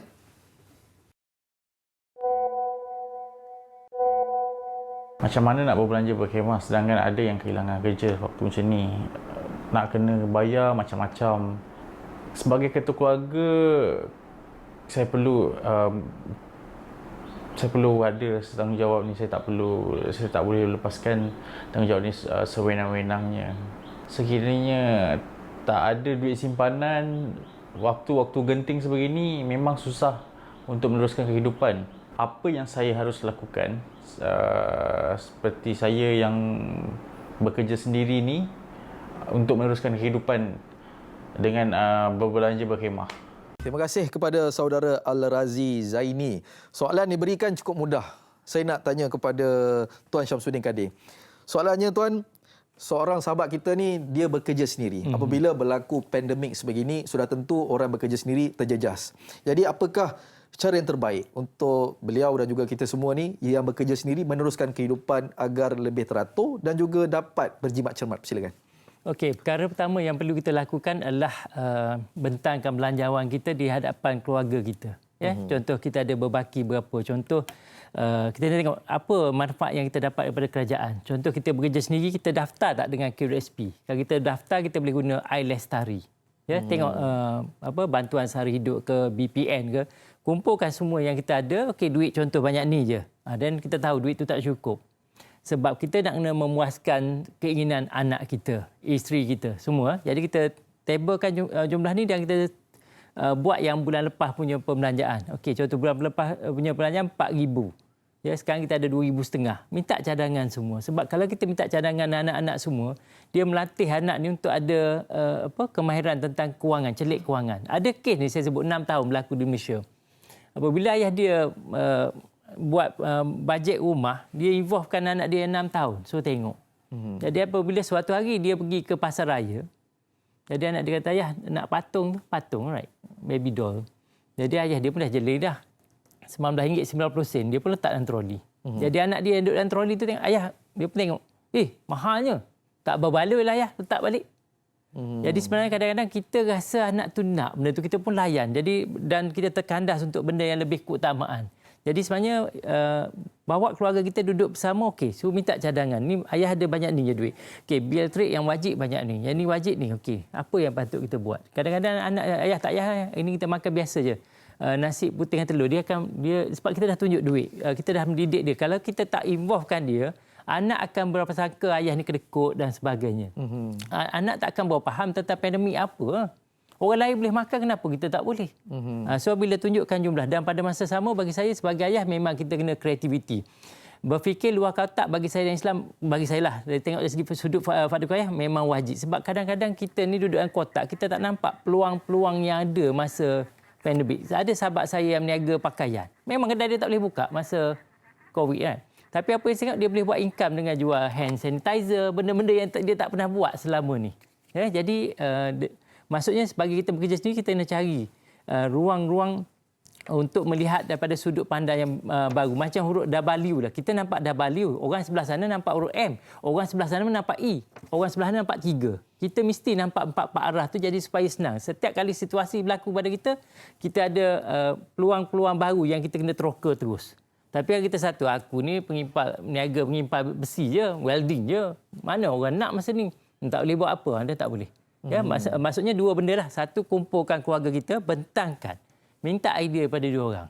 Dan jangan terkejut anak kita, tak apa hari ni, tak payah beli, tak payah. Selama ni kita pergi beli, alamak kalau bagi tahu awal dah okey. Sebab dia tak tahu. Ya, anak ni memang kena bagi tahu. Baik, itu satu saranan yang baik untuk kita semua, iaitu bentangkan belanja kita di hadapan keluarga. Saya teringat ada satu kata-kata daripada Robert Kiyosaki daripada US, Ustaz. Bila mana dia katakan ayahnya yang kaya itu mengajarkan dia tentang kehidupan, iaitu perbelanjaan yang sebenar-benarnya. Jadi melatih dia untuk bijak dalam perbelanjaan. Saya kira itu yang terbaik untuk kita semua. Jadi sahabat penonton, kita di TV3 akan tamat di sini. Tapi jangan risau, kita masih ada lagi berbaki setengah jam di TV9. Jadi terus dengar rancangan Tanyalah Ustaz Norma Baharu. Biar tahu, jangan keliru. Kembali lagi selepas ini.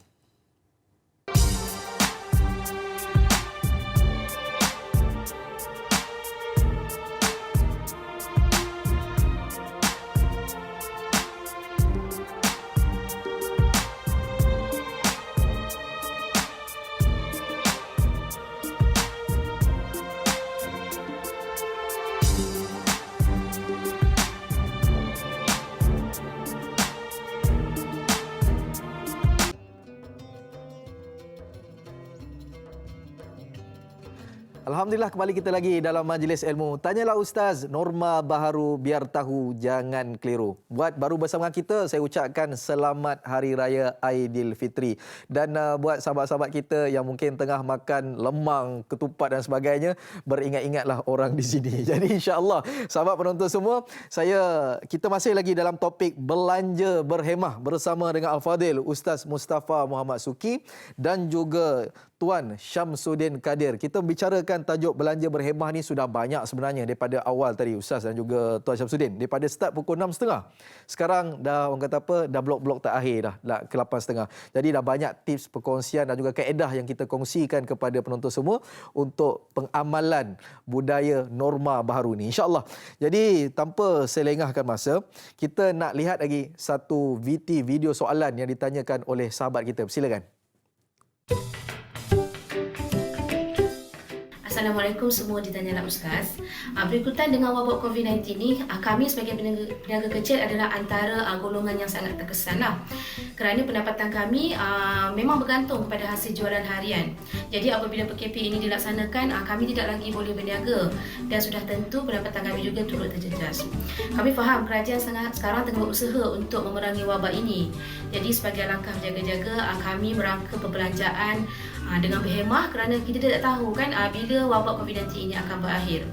Jadi saya mohon pada pandangan Ustaz, bagaimana kami sebagai peniaga ni nak pastikan yang rezeki kami ni sentiasa ada walaupun dalam tempoh PKP, dan tips untuk kami berlapang dada dalam keadaan yang berlaku sekarang. Baik, terima kasih kepada saudari Hafizah Ismail atas soalan yang diberikan kepada Al-Fadhil Ustaz. Ustaz, soalan saudari Hafizah ini mudah. Dia ni seorang peniaga, macam tadi jugalah, orang bekerja sendiri. Tapi bagaimana dia nak rasa berlapang dada, senang hati dan memastikan rezekinya berterusan dan juga ada? Silakan Ustaz. Baik, bismillah wassalatu wassalamu ala Rasulillah. Terima kasih kepada yang sudi bertanya tadi.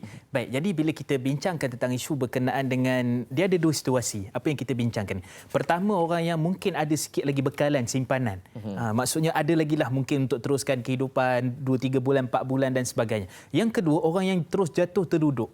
Maksudnya berniaga tiba-tiba terus duit tu harian itulah digunakan untuk beri makanan, itu yang digunakan untuk meneruskan kehidupan, tiba-tiba langsung terus terduduk. Baik, jadi dalam keadaan demikian ni kita tengok ada beberapa inisiatif yang diberikan oleh kerajaan Malaysia. Yang pertama sekali kita tengok pelancaran berkenaan dengan tabung musaadah COVID-19.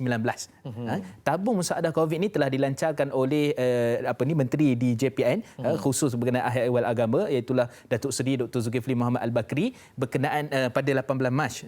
Berkenaan dengan apa? Maksudnya diarahkan semua yang di bawah JPM, termasuklah tabung haji, termasuklah Yapin dan seterusnya, JKM, akan mengumpul daripada sudut sumbangan untuk dimasukkan dalam tabung, dan tabung itu bukan semata-mata di wilayah persekutuan, tapi tabung itu juga diagihkan kepada mereka yang berada di seluruh Malaysia. Siapa yang terlibat ni? Pertama sekali mereka yang amat memerlukan, yang kedua asnaf tidak ketinggalan, yang ketiga juga daripada sudut gelendangan, yang keempat juga daripada sudut orang-orang yang terputus bekalan makanan. Jadi itu kita kata antara satu inisiatif yang diberikan oleh kerajaan Malaysia. Jadi alhamdulillah, dan masih lagi sumbangan itu kita pun sendiri secara individu boleh menyumbang untuk kita memberikan kegembiraan juga kepada orang yang lain. Baik, itu yang pertama. Yang kedua, di sini juga kita boleh lihat bahawa PPZ, Pusat Zakat, khususnya kalau di wilayah persekutuan, kita ada yang dipanggil sebagai Musaadah Khairah. Musaadah Khairah ni maksudnya orang yang terputus bekalan makanan ataupun kita kata asnaf, golongan asnaf, dia boleh memohon zakat lain. Bukan zakat yang dia dapat tu, tapi zakat yang lain yang merujuk kepada khusus untuk bantuan COVID. Dan ini kita kata alhamdulillah, saya nampak setiap negeri pun ada keadaan bantuan ini. Ini bagi yang betul-betul terduduk terus, tak ada sumber pendapatan dan sebagainya. Baik, itu yang kedua. Yang ketiga, berkenaan dengan bantuan khusus kerajaan.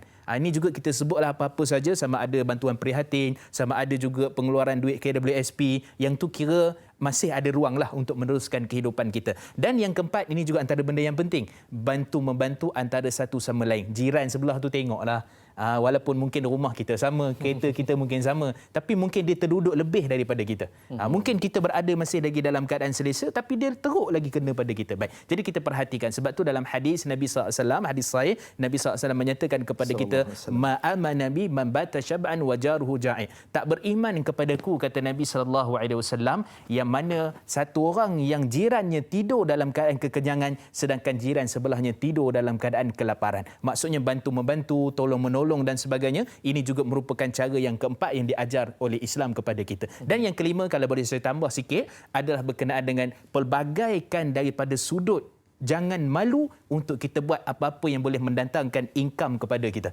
Ni kadang-kadang orang tengok jual dan kita ada macam-macam grup WhatsApp dan sebagainya. Saya hari-hari tu alhamdulillah ada jemaah masjid. So kita ada grup jemaah masjid. Dalam masjid tu bukan grup jemaah, grup jual makanan dah jadinya. Tapi tak apa, tidak jangan kita marah, jangan kita kata apalah hari-hari iklan makan ni grup jemaah masjid.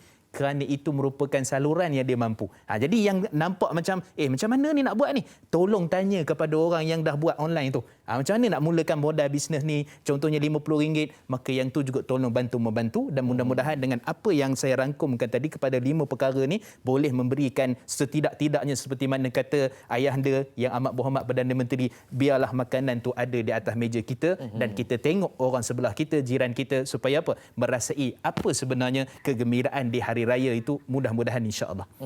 Makna kata dalam kehidupan kita ni, kita kena sentiasa alert, dengan izin alert. Makna kata kita kena tahu bantuan dan sebagainya, dan kita kena tahu juga apakah status keadaan jiran tetangga kita. #kita jaga kita. Saya nak teruskan dengan satu soalan lagi daripada Facebook, daripada Sahziatul Sidik. Assalamualaikum Ustaz dan Da'i. Waalaikumsalam warahmatullahi. Masa kini disediakan pelbagai platform tabungan yang mendatangkan hasil yang menguntungkan. Bagaimana kita sebagai pengguna untuk memastikan agar skim itu sah dan tidak tertipu dengan pelbagai janji manis? Yang kedua, apakah keutamaan yang perlu kita selidik sebelum kita memilih untuk melabur dengan jumlah yang banyak? Adakah kita perlu selidik atau mengambil kira latar belakang pulangan risiko yuran dan tauliah?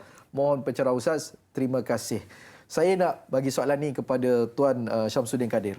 Tuan, soalan daripada Sahziatul ni sangat menarik. Hari ini banyak platform tabungan ataupun kita nak melabur, banyak. Macam mana kita nak tahu itu adalah bukannya penipuan? Dan juga yang kedua, kalau kita nak melabur satu jumlah yang agak besar, apa yang kita perlu lakukan sebenarnya? Silakan. Okey, perkara pertama yang perlu kita tahu adalah tentang Akta Bank Negara. Dulu dipanggil BAFIA 1987. Sekarang dipanggil, kalau yang Islamik IFSA 2013 ya. Secara untuk bahasa orang awamnya, dalam akta tu salah satunya disebut mana-mana individu ataupun organisasi yang ingin mengambil deposit ataupun membuat pelaburan ataupun menjanjikan dividen dan pulangan ataupun mengambil modal ya, deposit, menjanjikan pulangan ataupun dan menjanjikan membuat pelaburan dan mengambil modal. Empat ni dia mestilah yang pertama adalah daripada bank dan institusi kewangan. Contohnya bank-bank lah di luar sana, dan institusi kewangan contoh KRSP, tabung haji. Yang kedua adalah anak syarikat kepada bank ataupun institusi kewangan tu. Yang ketiga adalah syarikat, kalau kita takaful dan insurans. Bagi yang kita yang beragama Islam, takaful lah, itu nombor 3. Yang keempat adalah unit trust ya. Unit trust ni dia bagi pada 3. Satu, unit trust yang diuruskan oleh kerajaan negeri. Yang kedua, unit trust yang diuruskan oleh, contohnya macam Pemodalan Nasional Berhad ASB tu.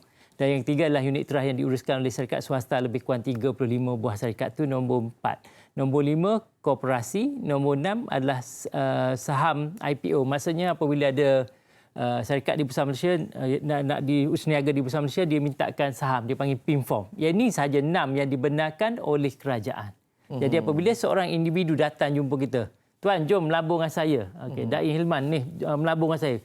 Untung memang banyak ni. 10% seminggu, bukan sebulan lagi dah. Seminggu. Pertama kita nak tengok dia daripada 6 tu tak. Kalau tak, memang tak dibenarkan. Jadi apabila kita masuk, memang sah dah.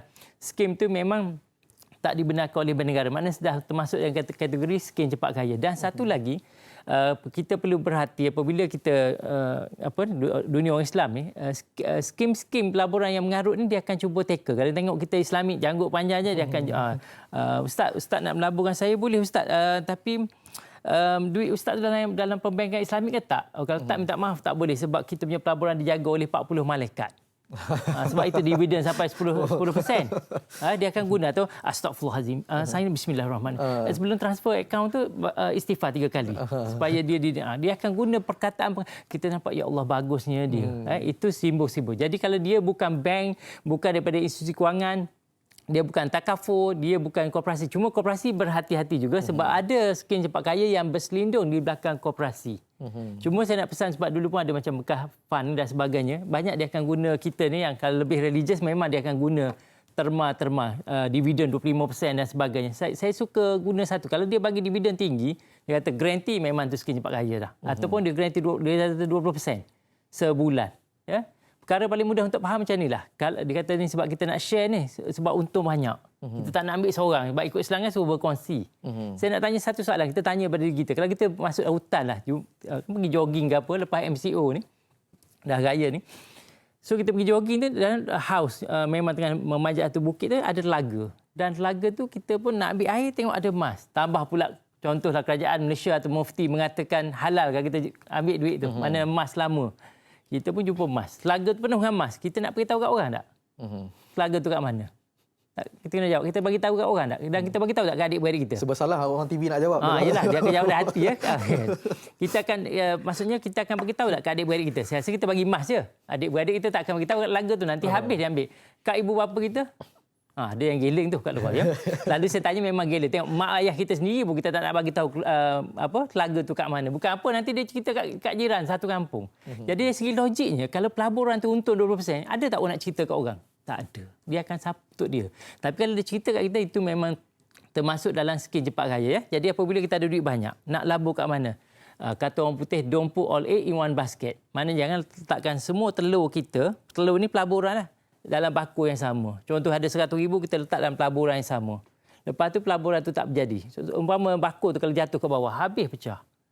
Telur tu right. Jadi biar ada di semua tempat. Dalam tabung haji ada, ASB contohnya, dalam emas, dalam apa, hartanah, biar ada semua jenis. Sebab masing-masing akan memberi manfaat kepada kita insya-Allah pada waktu beza. Contoh nak pakai duit bulan 11 contoh. Dividen tabung haji bulan 12 bulan 1 baru dapat. Ada emas. Kita boleh letak di Aranum dulu untuk pakai duit untuk pusing.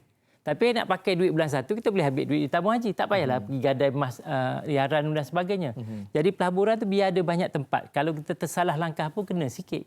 Kalau dah semua letak dalam pelaburan tu dah terkena, habis terduduk terus kita. Ya? Tanah pun sama. Umpama nak mudah faham, tanah sekeping, kita tanam, dulu ada kes orang. Dia tengok getah naik, dia tanam getah semua.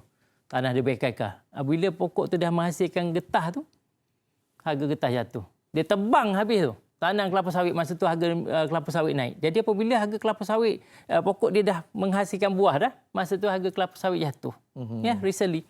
So bila jatuh dia tanya saya, nak buat apa? Nak tebang juga kan? Saya kata tak, tanah kita yang luar tu, tanahlah pokok durian musang king sikit, tanah getah sikit, kelapa sawit sikit, jagung sikit, rambutan. Jadi apa saja musim berbuah tu kita dapat merasa ataupun yang dipelih tu buah harum manis. Harum manis biar ada semua. Jadi kan masing-masing musim berbeza. Jadi biar setiap musim kita dapat merasa.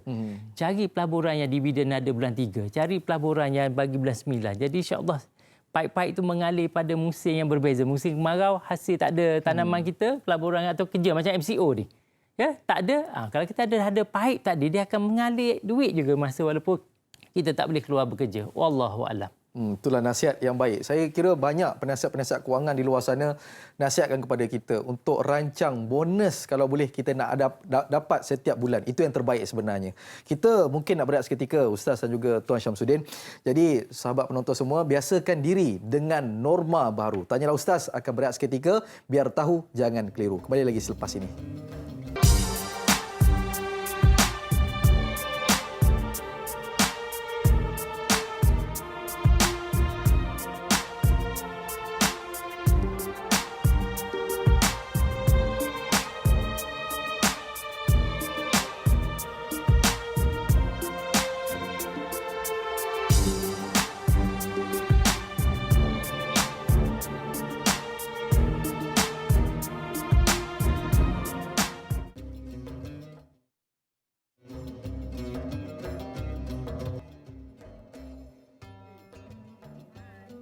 Alhamdulillah, kembali kita lagi dalam Majlis Ilmu. Tanyalah Ustaz, norma baharu biar tahu, jangan keliru. Kita masih lagi dengan tajuk kita, belanja berhemah, bersama dengan Al-Fadhil Ustaz Mustafa Suki dan juga Al-Fadhil Tuan Syamsuddin Kadir. Kita sudah bicarakan sedikit sebanyak, bukan sedikit lah, banyak sebenarnya, mengenai isu-isu terkini dan juga pengalaman saudara-saudara kita yang terkesan dengan pandemik COVID-19 ini. Jadi insya-Allah tadi Tuan Syamsuddin Kadir ada memberikan kita beberapa option di manakah yang kita boleh letakkan duit kita dan juga diiktiraf oleh Bank Negara Malaysia. Saya nak tanya kepada Ustaz, kita bila sebutkan pelaburan ni, saudara sahabat-sahabat kita kat luar sana ni, isunya halal haram, boleh ke tak boleh ke? Cuma Ustaz, kita nak kembali kepada satu pelaburan yang hangat dibicarakan di kalangan masyarakat kita, iaitu mengenai fixed deposit. Adakah dia patuh syariah ataupun bukan, sebab ada term garanti di situ? Silakan. Baik, bismillah wassalatu wassalamu ala Rasulillah. Saya kira ini juga merupakan satu persoalan yang bagus untuk kita bangkitkan, dan antaranya juga salah satulah musim perayaan ni sudah tentulah bapa-bapa tak dapat duit raya, mak-mak pun tak dapat duit raya kan. Jadi anak-anak tu dapat duit raya. Jadi antara benda yang sangat bagus untuk kita buat, pertama sekali sebelum saya pergi kepada fixed deposit itu, hukum-hukumnya, iaitulah kita boleh buat simpanan emas. Simpanan emas ni ada akaun emas yang dibuat oleh satu perbankan Islam di Malaysia. Saya tak boleh sebut nama lah. Jadi tuan-tuan boleh research, boleh tengok sendiri, boleh kaji. Jadi pada waktu tu dengan hanya bernilai RM10 kita telah pun boleh membuat simpanan emas. Maksudnya RM10, RM10, RM10, RM10, satu masa jangka yang panjang, akhirnya kita nak keluarkan emas ke nak keluarkan duit, tak ada masalah pada waktu itu. Okey, itu satu yang bermula daripada RM10. Sebab tadi saya tahu, saya perasan bila mana Tuan Syamsuddin kita sebut berkenaan dengan apa, dengan pelaburan emas. Yeah. Jadi pelaburan emas ni nak beli berapa kilo kan? Nak beli berapa gram. Jadi 1 gram pun dah boleh beli. Dia ada dia punya kaedah-kaedah dia ataupun perbincangan dia. Okay, itu satu. Yang kedua, fixed deposit ni apa dia? Dia dipanggil sebagai simpanan tetap. Ataupun dalam bahasa istilah yang kita boleh panggil sebagai bahasa perbankan Islam adalah yang Islamik lah, yang Islamik. Ataupun kita panggil FTA, Fixed Term Account, akaun simpanan berjangka tetap. Okey, persoalan dia sekarang, bila kita mention tentang pelaburan, sudah tentu pelaburan tak boleh menjaminkan keuntungan. Tapi fixed deposit, contoh kita letak 3 bulan, 1.75%. Kalau letak 6 bulan, kita dapat 2.70%. Kalau letak 12 bulan, iaitulah setahun, kita boleh dapat contohnya 3.12%. Itu kan menjanjikan keuntungan. Baik, dalam kontrak perbankan Islam, khususnya fixed account ini ataupun fixed deposit ini, dia telah diubah kontrak yang dipanggil sebagai, sebenarnya nama pelaburan. Sebenarnya dia bukan pelaburan. Dia adalah salah satu bentuk jual beli yang bank ni, kita bagi duit dekat bank, ni contoh bahasa orang kampung lah. Kita bagi duit dekat bank, bank dah tahu dah barang yang nak beli tu, dan bank telah ambil keuntungan daripada barang tu, bank ambil sikit, yang 1, 2%, 3% tadi yang dibagi pada kita. Itu konsep sebenar yang ada dalam fixed term account itu, ataupun dipanggil sebagai fixed deposit. Jadi sebenarnya dia bukan pelaburan. Jadi bank nak melabur kat mana? Dia bukan. Bank dah ada barang beli, dah dapat keuntungan, bank bagi sikit keuntungan kat kita. Sebab apa? Kerana bank guna duit kita. Jadi sebab guna duit kita, maka bank bagi pada kita, dan itu salah satu sebab tu kena bezakan fixed deposit dengan fixed deposit Islami. Yang fixed deposit konvensional iaitu diharamkan. Cara yang fixed deposit Islamik, maka keuntungan dan cara kaedah pengambilan keuntungan oleh bank itu telah pun diluluskan oleh majlis penasihat bank masing-masing, dan dia merupakan salah satu patuh syariah. Jadi bolehlah bincang kat bank, pergi jumpa dengan pegawai bank, ni duit saya ni ada lebihan, duit anak raya semua ni, jadi pada waktu tu boleh beli emas pun boleh, ataupun letak dalam fixed deposit. Ada jumlah tertentu yang tu boleh bincang dengan pegawai bank. Jadi hukumnya harus kalau di dalam perbankan Islam. Mana kata jelas kepada kita, rupa-rupanya bukan pelaburan sebenarnya, tapi dia kaedah je, nama saja pelaburan, tapi kaedahnya adalah kaedah jual beli di situ. Jadi Ustaz, saya nak tanya kepada Tuan Syamsuddin Kadir lah, tapi kita nak baca satu soalan daripada WhatsApp. Assalamualaikum Ustaz dan Da'i. Waalaikumsalam warahmatullahi. Perbelanjaan berhemah ini merupakan suatu yang subjektif kerana ia berbeza mengikut taraf ekonomi setiap isi rumah dan ataupun keluarga. Bolehkah pihak tuan berikan pencerahan mengenai perbelanjaan berhemah mengikut taraf ekonomi? Contohnya bagi isi rumah dalam kategori B40 dalam kalangan mereka yang bekerja makan gaji dengan mereka yang bekerja sendiri. Soalannya mudah. mudah untuk saya sebut. Mungkin nak jawab tu pun kalau saya jawab pun pening. Jadi kita tanya kepada kita punya ahli panel kita, Encik Syamsuddin, mengenai isunya belanja isi rumah. B40, orang kata lain pembelanjaannya, orang yang bekerja sendiri lain pembelanjaannya. Jadi bagaimana kita nak tahu pembelanjaan berhemah tu? Silakan.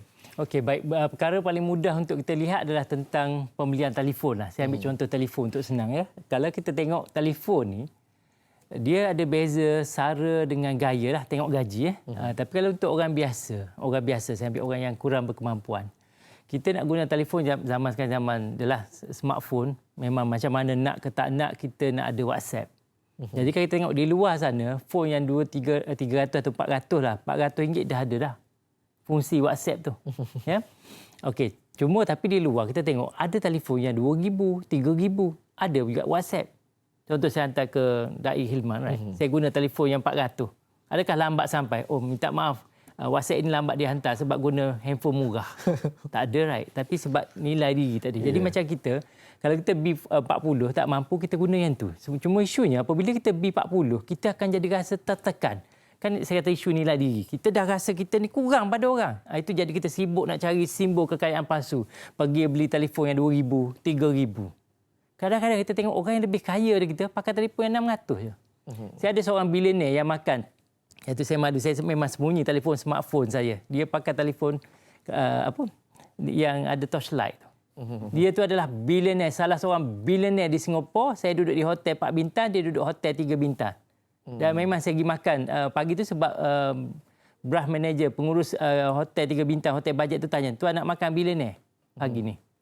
Terkejut saya dia pakai telefon yang torchlight tu. Saya buat call, dia kata tunggu, limo dia datang. Saya tunggu. Dan limo dia datang apa? Sebuah kereta orang kita, yang bilioner tu Chinese lah. Yang bawa kereta Wira, teksi buruk. Datang ambil dia untuk hantar ke pejabat dia di Malaysia. Produk dia memang ada di pasaraya. Kita tengok salah satu jenama ikan sardin tu memang muka dia lah kat situ. Jadi nampak di situ. Jadi kita sama, apabila kita B40, boleh pakai phone, tak ada masalah. Cuma kita cari yang dalam within kemampuan kita. Tak payah cari yang tu 2-3-4 ribu. Jadi sama, mainan pun saya nampak. Baru saya perasan sekarang ni mainan ni ada tempat yang jual syarikat yang ekonomi itulah. Yang RM2 lebih je satu barang ni. Mainan apa pun RM2 lebih je. Saya tengok itu mungkin bajet untuk kita. Dan kalau kita masuk pasar raya, kena bawa senarai. Kalau B40 memang wajib. Sebab saya dulu belajar master dalam marketing. Terkejut saya apabila saya diajar tentang kenapa troli itu disediakan dalam pasar raya. Saya ingatkan untuk memudahkan orang bawa barang. Rupanya dia nak suruh buatkan kita rasa rendah diri. Contoh, lepas habis bersiaran, right? Petang nanti ke lepas habis raya lah, habis minggu kedua nak pergi beli ubat gigi lah. Kita dah set dah, lepas habis program bersiaran nak pergi beli ubat gigi. So apabila dah nak bawa raga kan, basket kita malas, kita ambil troli je. Tapi nak belinya ubat gigi je. Tapi apabila kita bawa ubat gigi, apabila kita letak je ubat gigi, orang lain akan tengok ke troli kita. Seolah-olah berkata, ya Allah, raya berapa hari raya dah tak ada duit ke? Itu yang kita masuk sebab kita rasa rendah diri. Ya? Itu yang menyebabkan sampai ke kaunter penuh barang, betul tak? Pernah niat nak beli beras kampik, keluar sampai berapa kampik. Bukan kampik, benda lain, ya tak? Sebab dia dah buat psikologi, dia dah pastikan strateginya setiap RM24 kita nak belanja, dia akan pastikan kita akan belanja RM76 lagi. Jadi orang B40 kena jaga. Dan barang dalam pasar raya, parah mata adalah barang yang paling kedai pasar raya untung sekali. Jadi kalau tuan-tuan nak beli sikit, bawa troli terus. Kalau macam saya lagi teruk, bawa troli, saya masuk anak saya terus dalam tu. Jadi penuh, tak boleh nak beli barang dah. Jadi macam B40, maksud saya tengok dari segitu. Macam ikan pun ada pelbagai ikan dijual pasar raya. Memang kadang-kadang kita terasa. Orang order ikan tergigi apa. Kita ambil ikan. Jadi tengok pasar raya, cari pasar raya mana yang ikan tu kadang-kadang memang mahal tempat ni, tapi ada tempat murah. Ya, itu yang kita nak pilih. Sebab barang yang ada di luar sana kan B40, kita ada M40, kita ada T20. Mana dalam pasar raya ada 3 level tu. Jadi kita nak pilih aiskrim mana. Macam saya sendiri, saya tak beli aiskrim yang RM40 orang beli lalu kat pasar raya. Sebab saya kata itu bukan grup saya. Saya tak nak didik anak saya dengan tu. Sebab the moment saya tak ada duit, nanti anak akan meronta. Jadi kita tahu, kita kat mana, okey ni level. Biskut pun ada, biskut orang kaya, biskut orang biasa. Yalah, biskut orang paling miskin mayat lah, tapi kita pun boleh dah untuk sederhana. Jadi untuk B40 kita tetapkan tu saja. Nak masuk pasar raya boleh. Nak masuk makan makanan segera boleh. Tapi kita pilih, kalau nak makan ayam, beli order ayam. Jangan ambil package. Sebab itu menyebabkan kita akan belanja lebih. Wallahualam. satu nasihat yang bagus. Apabila kita masuk pasar raya dan sebagainya, kita tulis dan kita tahu apa yang kita nak. Lepas ni saya tak bawa troli dah lah. Bawa basket. Bawa basket. Bawa bakul, ya. Okey, saya nak baca soalan daripada Facebook, daripada Zaleha Haji Muhammad Noor. Assalamualaikum Ustaz Da'i dan kru-kru yang bertugas. Waalaikumsalam warahmatullahi. Semoga sentiasa dalam rahmat Allah Subhanahu Wa Taala. Soalan saya, membandingkan harga barangan, jaminan jenama dan kualiti, apakah itu sudah boleh dikatakan pembelanjaan yang berhemah? Mohon pencerahan Ustaz. Terima kasih Ustaz dan Da'i. Kampung Melayu Majidi, Johor. Saya pernah sampai kampung ni. Ustaz, soalannya mudah. Kita kadang-kadang beli barang bukan sekadar beli harga, tapi jenama dan juga kualiti dan sebagainya. Adakah itu juga pembelanjaan berhemah? Silakan Ustaz. Baik, bismillah wassalatu wassalamu ala Rasulillah. Terima kasih pada saudara yang bertanya. Baik, jadi bila kita sebut tentang apa yang dipanggil sebagai berhemah dalam memilih barang-barang berjenama, kan, kalau kita kata pelbagai ubat gigi ada jenama dan sebagainya. Cuma kita kena tengok daripada sudut kita mampu pada paras yang sama lebih kurang rasanya. Contoh beginilah, mangga biasa dengan harum manis. Banyak kali mangga harum manis. Mangga juga kan. Okay. Jadi mangga juga. Cuma disebabkan jenama tu harum manis, bagi saya, ia ada harumnya, ada manisnya. Tapi kita kata mangga yang biasa pun lebih kurang juga. Betul. Begitu juga orang, contoh lain lah kalau boleh saya bawa, daging wagyu dengan daging biasa. Balik nanti kita nak bakar juga. Kan? Jadi ada orang yang sukakan beratus-beratus dan ada orang yang suka. Baik. Jadi dia punya perbincangannya, ataupun boleh saya sebutkan di sini, kita kena tahu tahap kedudukan kita dan di mana rasa tu kita boleh juga merasai seperti mana orang lain boleh rasa. Macam daging ni, kalau buah-buah ni dan sebagainya. Dan daripada sudut asasnya, bila berkaitan dengan pemilihan jenama, dia merupakan salah satu perkara yang kita kata yang terbaik sebenarnya. Kita tengok mana kemampuan kita ada daripada sudut ruang, daripada sudut kita kata jenama, jenis dan sebagainya. Dia tidaklah menjadikan salah satu orang bila tak pakai yang jenis berjenama ni, dia jadi tak masuk syurga contohnya kan. Ataupun dia punya kedudukan itu sekian-sekian. Bukan. Maksudnya apa? Kita tahu dengan kadar kita dan mudah-mudahan dengan kadar yang kita ada itu menjadikan kita mudah-mudahan insya-Allah akan memberikan kesan yang berdalam dan memberikan kesan yang panjang untuk kita berterusan dalam keadaan kehidupan kita. Dan di samping itu juga saya suka nak ingatkan apa saja yang ada peluang-peluang di depan kita. Apa saja ruang-ruang yang boleh kita jimatkan. Apa saja ruang yang boleh mendapatkan apa kita kata duit poket tepi. Kita usahakan. Walaupun dulu kita berhebat, kita megah, tapi sekarang kita dah merasai keadaan yang demikian, maka sebab tu saya suka nak simpulkan, rancanglah keuangan kita pada masa yang kita terkena sekarang ni supaya bila datang kali kedua kita tak terkena lagi dan ada perbelanjaan yang kita boleh untuk meneruskan kehidupan. Sebab tu Nabi SAW sebut dalam satu hadis sahih dalam riwayat Imam Al-Bukhari, bila mana satu orang tu terjatuh dalam satu lubang, jangan biar dia jatuh daripada lubang tu kali kedua. Sebab tu rancang perbelanjaan, jadikan kehidupan kita sentiasa dalam keadaan yang Allah redai dan menjadikan seluruh kehidupan kita mudah-mudahan insya-Allah supaya cukup bekalannya insya-Allah. Itu pesanan saya kira baik untuk kita beringat sesama kita. Tapi saya lagi tertarik apabila bukan raya ni kita makan lemang dan juga ketupat, tapi harum manis jangan lupa. Tuan Haji Syamsuddin. Saya nak terus Tuan Syamsuddin pula. Kita dah sampai kepada penghujung rancangan. Mungkin Tuan Syamsuddin Kadir boleh ceritakan sedikit kesimpulan topik perbincangan kita pada pagi ini. Silakan. Okey. InsyaAllah. Okey, yang pertama yang perlu kita ingat bagi saya, Allah bagi pahala di atas usaha kita, bukan hasil. Dalam keadaan situasi sekarang mungkin duit kita tak cukup, jangan berhenti berusaha. Walaupun selama ni kita berusaha mungkin tak berhasil. Mungkin sebelum ni hutang kita banyak, hutang tu memang boleh selesai, tak ada masalah. Jangan kita berhenti saja. Mana teruskan berusaha, sebab Allah bagi pahala berdasarkan usaha, bukannya hasil, seperti mana burung yang cuba memadamkan api Nabi Ibrahim tu. Walaupun usaha dia nampak tak berhasil, tapi Allah tengok dari segi usaha. Jadi kita walaupun dalam keadaan duit dah tak ada, macam Al-Fadhil Ustaz ni, cuba buat segala benda, termasuk dalam grup WhatsApp masjid dan sebagainya. Saya tengok pun memang dah jadi lain. Dulu program-program tazkirah dan sebagainya, sekarang dah semua menu-menu makan je. Jadi itu salah satu yang benda yang kita boleh lakukan. Dan cuma kena ingat satu, sebab Al-Quran yang saya selalu risau, yang tentang 7 ekor lembu kurus yang sedang menanti untuk mengejar 7 ekor lembu gemuk tu. Dalam Al-Quran tak boleh mengejar, makan. Maksudnya macam mana pun lepas ni kita kena simpan. Break tadi tu yang 70%, tak kira banyak mana kita dapat musim Covid, kena ada juga simpan. Tak boleh simpan macam tadi sebut RM10 pun kita boleh simpan untuk beli emas dan sebagainya. Kena ada. Walaupun kita tak boleh ambil dulu sebelum belanja. Kalau dah belanja dulu memang tak ada. ya, dan buat si hijau ataupun si orange. Setiap kali dapat si hijau, jangan belanjakan masuk dan tabung. Apabila si hijau, mana duit RM RM5. Itu at least kurang-kurangnya yang kita boleh buat. Wallahu a'lam. Itu satu, bila last tadi tu saya sangat menarik lah, tabung hijau, tabung oren dan sebagainya. Itu kesimpulan yang ringkas daripada Tuan Syamsuddin Kadir. Ustaz, kita macam biasalah bila dah kesimpulan ni sudah tentu kita nak doa. Sebagai yang kata keberkatannya, saya nak minta Ustaz bacakan sedikit doa. Silakan Ustaz. A'udzubillahi minasyaitanir rajim. Bismillahirrahmanirrahim. Allahumma inna nas'aluka 'ilman nafi'a wa rizqan tayyiba wa 'amalan mutaqabbala. Rabbana atina fid dunya hasanah wa fil akhirati hasanah wa qina 'adzabannar. Wa sallallahu ala sayyidina Muhammad wa ala alihi wa sahbihi wa baraka wa sallam walhamdulillahi rabbil alamin. Taqabbalallahu minna wa minkum wa barakallahu fikum. Baik. Amin ya rabbal alamin. Terima kasih kepada Al-Fadhil Ustaz dan juga Tuan Syamsuddin Kadir. Saya mungkin Tuan Syamsuddin Kadir ada sedikit ucapan hari raya kepada penonton-penonton kita di rumah. Silakan. Selamat Hari Raya. Maaf zahir batin kepada semua penonton dan pendengar yang dirahmati Allah, lagi disayangi Nabi. InsyaAllah kita bertemu tak di luar sana, kita bertemu di pintu syurga nanti. InsyaAllah. InsyaAllah. Wallahu a'lam. Amin. Okey, daripada Ustaz pula. Silakan Ustaz. Saya mengucapkan selamat Hari Raya, maaf zahir dan batin. Semoga Allah terima amalan kita di bulan Ramadan dan seterusnya. Dan kita ingat, rancang sebaik-baiknya keuangan kita. Mudah-mudahan Allah rahmati dan bawa ke syurga insya-Allah. Baik, terima kasih kepada Al-Fadhil Ustaz dan juga Tuan Syamsuddin.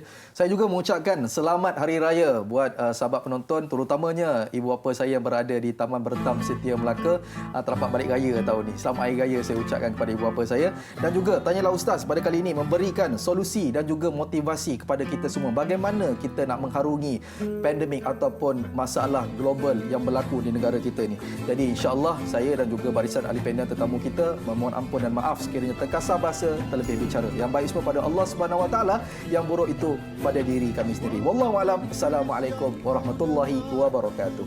Hari kudus ini adalah aku, mengenang pemilikku.